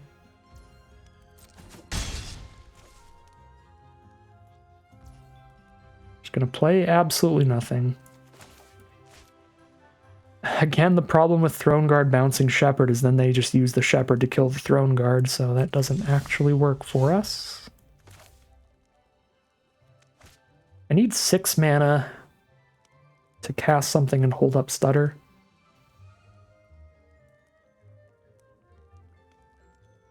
I guess I can Gatekeeper the 2/2 and still hold up Stutter for now.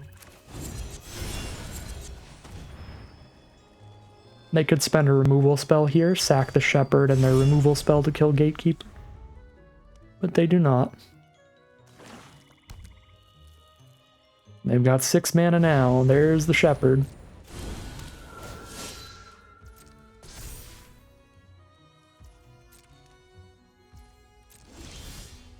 Hopeless Nightmare is the draw.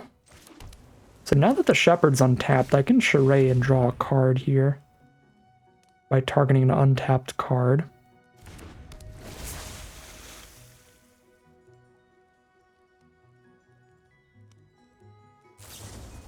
Fairy Fencing. Now is a fine opportunity to Stutter or Paths of Twin Veil. Make their Shepherd more expensive and our charade cheaper. But then we don't draw the card if we do the Paths of Twin Veil instead. Would quite like to draw the card here. I think I'm going to Spell Stutter. We're also getting to the point in the game where they have 6 lands out in their black-white deck that most of their creatures are probably cheap enough to get around Spell Stutter. Yeah, they've got 7 mana now. Alright, Solitary Sanctuary doesn't do too much. Stuns our charade. Buffs the Shepherd. But it's still just one Shepherd over there we can deal with. Stockpiling Celebrant to pick up the Sanctuary? Probably the weakest stockpiling Celebrant synergy I've ever seen, so I'm pretty okay with that. Now they can spend 3 mana to tap and stun again.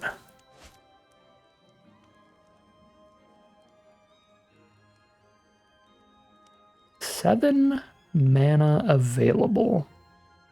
Spell Stutter is not going to do anything, but Throne Guard could still be good. And that costs 4. So I have 3 mana to do whatever I want with. I can Tome Seeker without bargaining, I guess. But it's probably better to Hopeless Nightmare, hold up Paths of Twin Veil. Then I have the bargain fodder for the Throne Guard.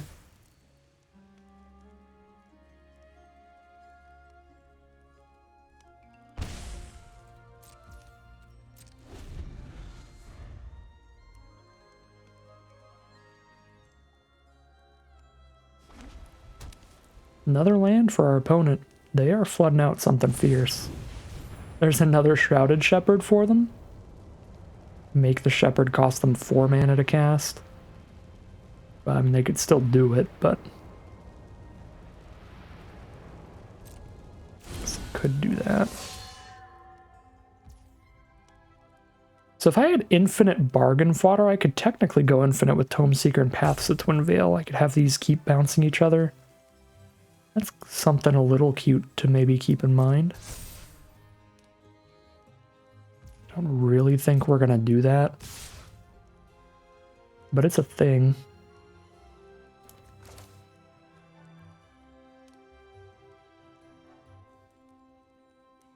Yeah, I mean, Paths of Twin Veil is probably what I'm picking up with Tome Seeker if I find the bargain fodder for it. I guess since they have 6 mana up here, they can just replay Celebrant. This is so rough. I want to just bounce Celebrant here, but then they can replay Celebrant, pick up a Shepherd, and then kill my Throne Guard. Throne Guard's just really bad against Shrouded Shepherds, so running into the 2 Shrouded Shepherds this game is not good. Like, if I bounce this, they -1/-1 my board. If I bounce this, then they bounce the Shepherd and -1/-1 my board, which makes Paths of Twin Veil and Throne Guard just horrible in this matchup. So do I just take 8 then? Or do I Paths... I just pass without putting a 1 toughness card on the board right now. I guess I just pass without putting a 1 toughness card on the board right now.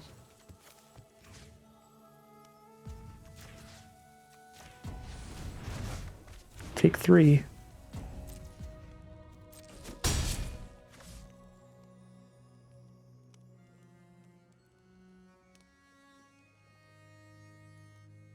Now the stockpiling Celebrant costs 4 mana to cast. I guess just in the interest of bargaining with Throne Guard, I can make it cost 6 mana to cast. But then again, when they resolve it, they can pick up a Shepherd and kill Throne Guard, Throne Guard, but that'll take some time. I'll get my free bargain. My free scry, more importantly. Let's make it a 6 mana Celebrant. Oh, yes. Oh my god. I'm definitely keeping the Portent. Transmuter's just okay. It's not good against +1/+1 counters, so I'm going to keep the Portent. Actually, I totally forgot about Charade and Transmuter working together. I should have kept both. Okay, but now we Charade the Shepherd to draw a card.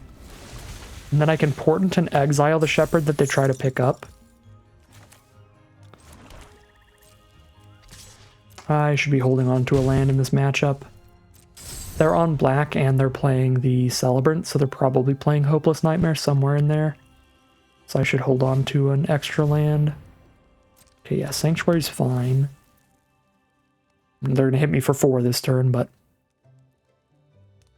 Sanctuary is not going to potentially kill my Throne Guard. It's the big part. It's the Celebrant that'll do that. So wait till they play the Celebrant for 6, and then we'll have to exile the 2/2 Shepherd, because that's probably the one they're picking up here. They're just going to... What? They're just going to play a 3/3 Horseman? Instead of...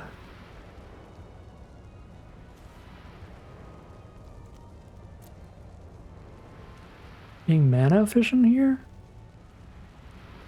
And that does play pretty well for them because I have the Portent. That's awkward for me.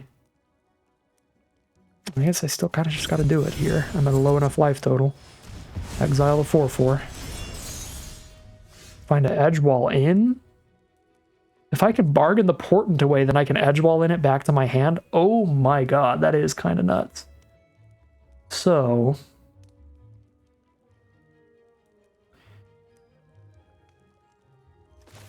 Portent for a 4/4 flyer. Kind of have to attack with Throne Guard because he's going to die to a Shepherd anyway if I don't.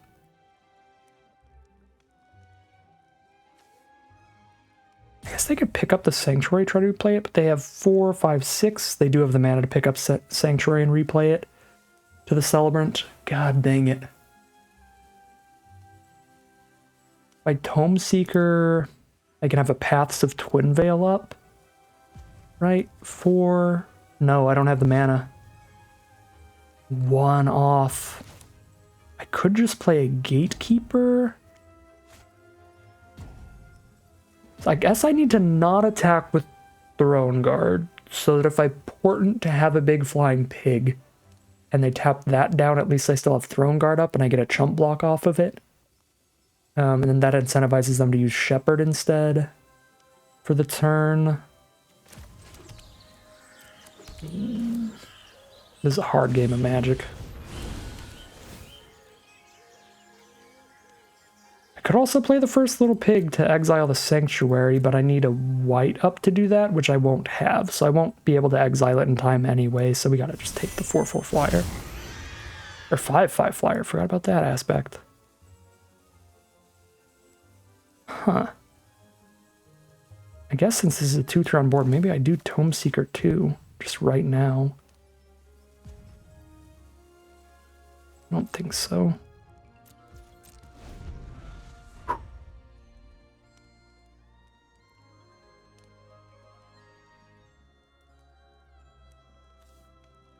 Tome Seeker Twin Veil is what it's going to be next turn. So let's see what they do with this. They can do Sanctuary or Shepherd. Alright, Shepherd it's gonna be. They're gonna kill the Throne Guard since we left it up for a blocker. Which means the little pig will be able to block the Horseman. Scry 2 to the top. Alright. Good draws are lined up. Oh wait, they have the mana to do both because they hit a land here. God dang it. So they can kill the Throne Guard and buff the Horseman to where the pig is not big enough to trade. Because it'll be a 4/4 because he's getting -1/-1 and theirs is going to be a 5/5. Oh, good grief. And they just scried 2 things to the top, which means they probably scried into lethal. Oh, a negotiator though.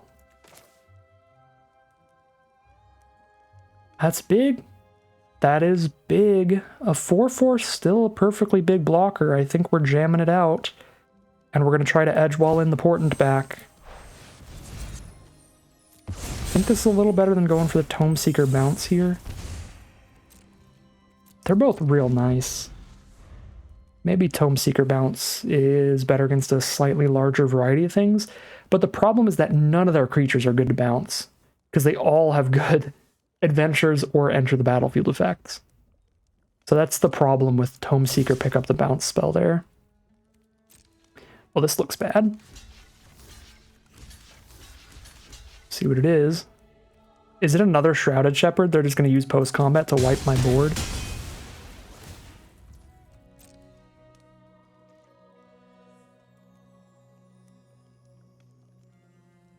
I guess it wouldn't wipe my board. We'd still keep the Negotiator.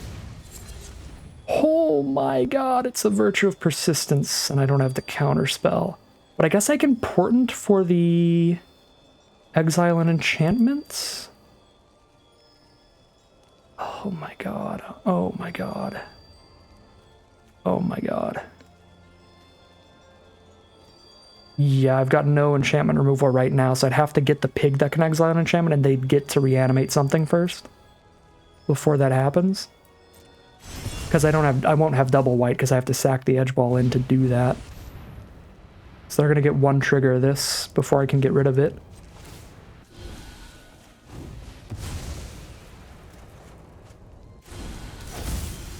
Oh! Do I have the mana to do that? Do I have the mana to do that? 4 mana and then 3 mana, right? Oh my god.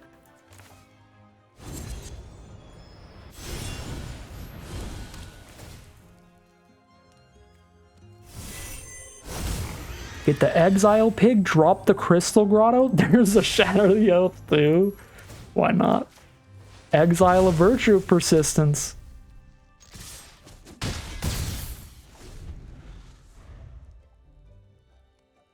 Draw a card off the top, and it's not even a creature, so we can just jam in for 8 on the board. That is lethal. And that is another victory for the blue-black splash white alchemy nonsense pile. Super, super sweet game there, and we are now 6-2, meaning we get to play 9 games of Magic today, the maximum you can play in a Premier Draft, and this is the big stressful final game where win or lose, it's the last game of Magic for the day. So without further ado, let's head into that final boss battle. And here we are for the final game of Magic for today, and the hand looks pretty great. That Minstrosity to trade off with their early aggro on turn 2. We've got the Edge Ball in for the splash color and the late game recursion. And then we've got just interaction for their threats, card draw to get a head and card advantage. Just everything you kind of want in an opening hand here. Great way to start the game. Here's the turn 2 Minstrosity.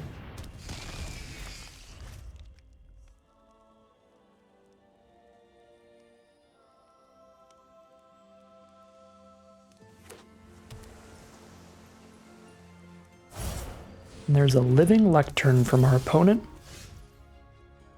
So I won't be able to attack into that at all. But it doesn't really do anything in terms of attacking at me anyway. So I'm just going to leave it be. Go for a quick study here. I guess I could have threatened to have a rat out, but I don't think they'd play around that. But they are not going to have any haste creatures in blue-green anyway. So it was probably worth attacking. Maybe make them fear the rat out. But now we can just have a rat out to kill a Stormkeld Prowler if we find one.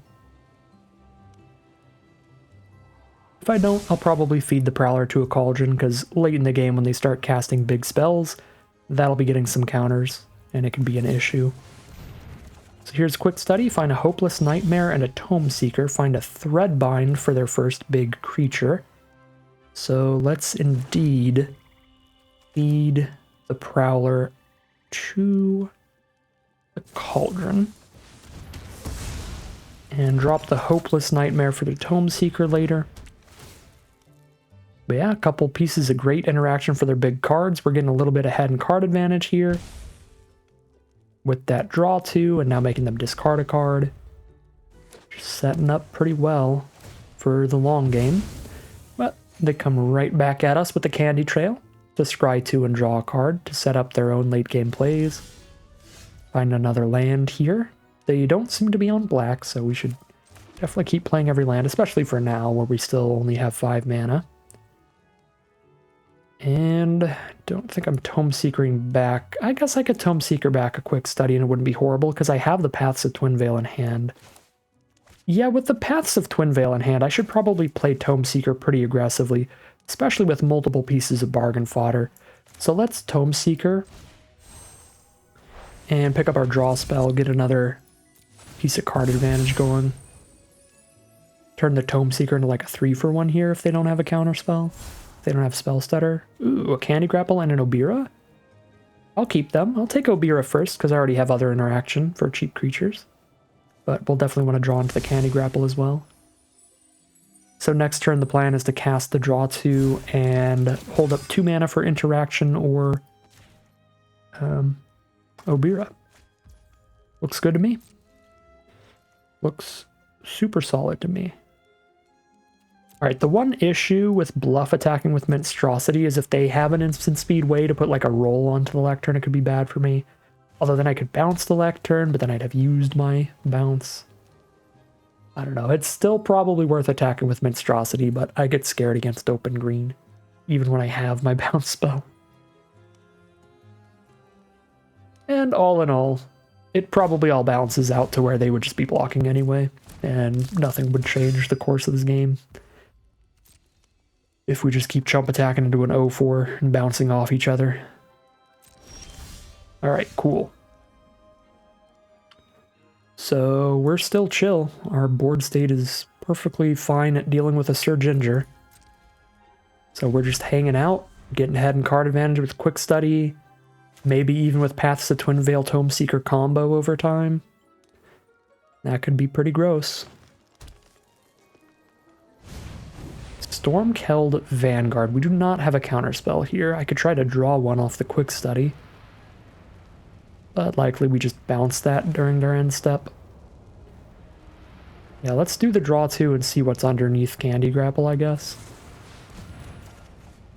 It is a very nice, large fairy. Okay. So, Paths of Twinvale right now, but I can probably just bitter chill the Vanguard. Let's start getting some damage in. Let's put a clock out.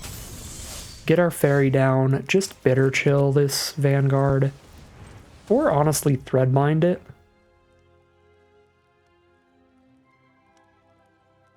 I guess I'd rather Threadbind it so I can play another flying fairy sooner rather than later to speed up the clock again. Let's go for the Threadbind on the Vanguard.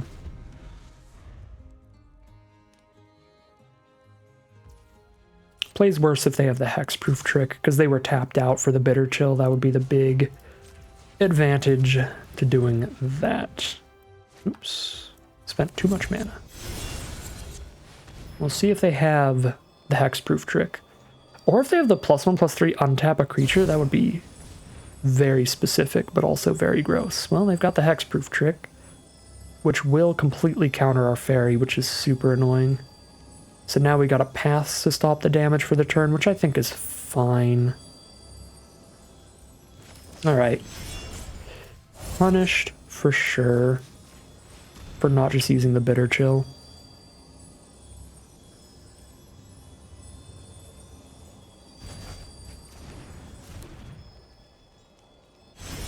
This is perpetually one less to cast, by the way, so if I keep picking up my bounce spell and recasting this, it'll keep getting cheaper.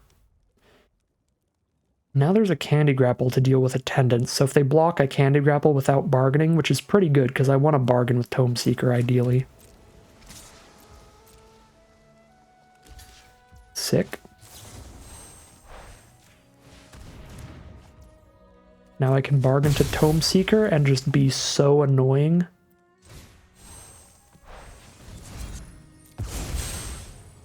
Probably super fine to just pick up Candy Grapple, but it's so funny to pick up Paths of Twin Veil that I'm just going to try to do that all game.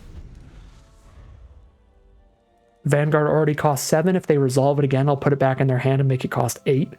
And then our Tome Seeker costs 1 after we do that. Goose Mother. Oh, snap. Well, I guess I'll make the Goose Mother more expensive, but they get 1,000,000 food either way if I do that. So we better chill the Goose Mother then and keep the paths for the non-Goose Mother card. Bitter chill that. I don't really need to hold up Paths of Twin Veil at instant speed. And any of my bargains going to be used on Tome Seekers, so I think just jamming out the Negotiator's fine.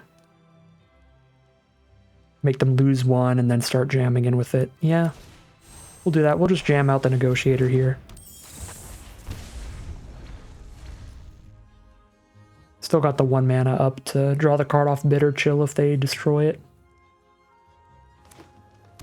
Alright, there's the 7th mana for the Vanguard.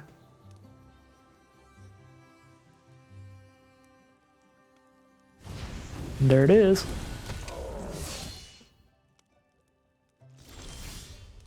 Swamp off the top. So we just paths the Vanguard again.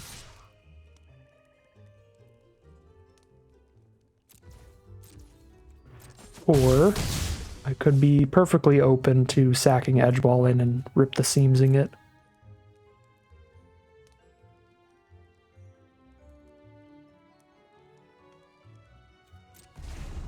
Pass from here, I think.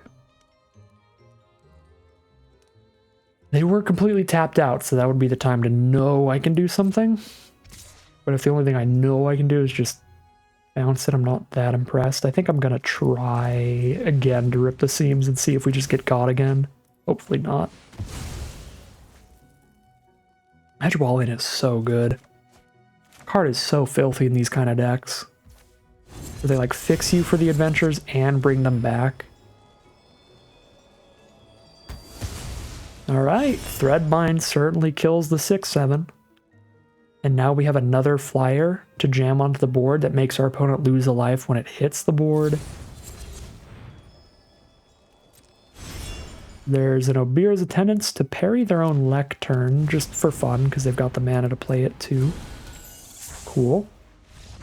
And they're just gonna concede. They're so over our absolute nonsense. Because they know we still have the bounce spell to bounce each of our creatures and tax them, and they're just gonna scoop them up there, and that's gonna be another 7-win run. 2 7-wins in a row to end these alchemy drafts. Feels pretty great, especially with 2 very different decks. Literally the complete different ends of the color pie. Red, green into white, blue, black. Show off a little bit of everything you can do here. Pretty sweet. This deck was real interesting. I was going to say we also got to show off every card and do some really cool stuff with some of them, but we actually, I don't think, ever cast our Underbridge Warlock. Might have drawn it once or twice, but never got to resolve that thing, so never played around with that. I do think with how those games were looking, we were frequently getting pretty low on life. I do think it would be a bit awkward in this deck, for sure. The extreme amount of life loss involved in drawing those extra cards might not be worth it in the end. So not so sure about that one, but I wanted to play all the alchemy stuff. We definitely got to do some Paths of Twin Veil nonsense, especially in that last game alongside the Tome Seeker. Get the tax on their creature, pick up the Tome Seeker again, get the bounce again. So that was pretty cute. That was pretty cool. Certainly cast a lot of Throne Guards. This was a little bit of an underperformer just because we saw so many ways to clear it out since it only has that one toughness. That's the one big flaw of this card, the really low toughness, but it was still a very good deal. A flash flyer that bounces a permanent or a spell is pretty great. Like, we got some big tempo plays bouncing some spells, and also it was pivotal at letting us win the game against the Gruff triplets, being able to clear out one of those. So some really good work from that. Lots of work done by the Threadbind Clique, as always, being able to destroy something and play that creature later. Spellscorn was solid, Charade was solid. Everything really showed up, did its job, and I was pretty happy with all of it. We got to do really spicy things with our Porcine Portent as well. Being able to get the first little pig at the clutch time to exile their mythic enchantment that one time was super, super cool. But even just getting the second little pig and just exiling a creature was great work from that. So just everything in the deck getting to pop off a little bit in its own different position in the own different games and stuff like that. So real happy with this draft. Pretty fun one. Great way to end off the premier drafts of Wilds of Eldraine Alchemy, actually playing a good number of alchemy cards this time around. So pretty sick draft, but that is going to end today's video. As always, I'd like to thank my patrons and YouTube members for their support, as well as you for watching the video. If you enjoyed this video and you're interested in seeing more, you can always like, comment, and subscribe to tell the YouTube algorithm to send you some more in your recommended feed. If you'd like to catch me live, you can check me out at the Twitch channel in the link in the description below, where I'm live every Wednesday. And if you'd like to support the channel directly, you can check out the Patreon link in the description below. But other than that, as always, thank you very much for watching, and I'll see you again soon for some more Magic Arena.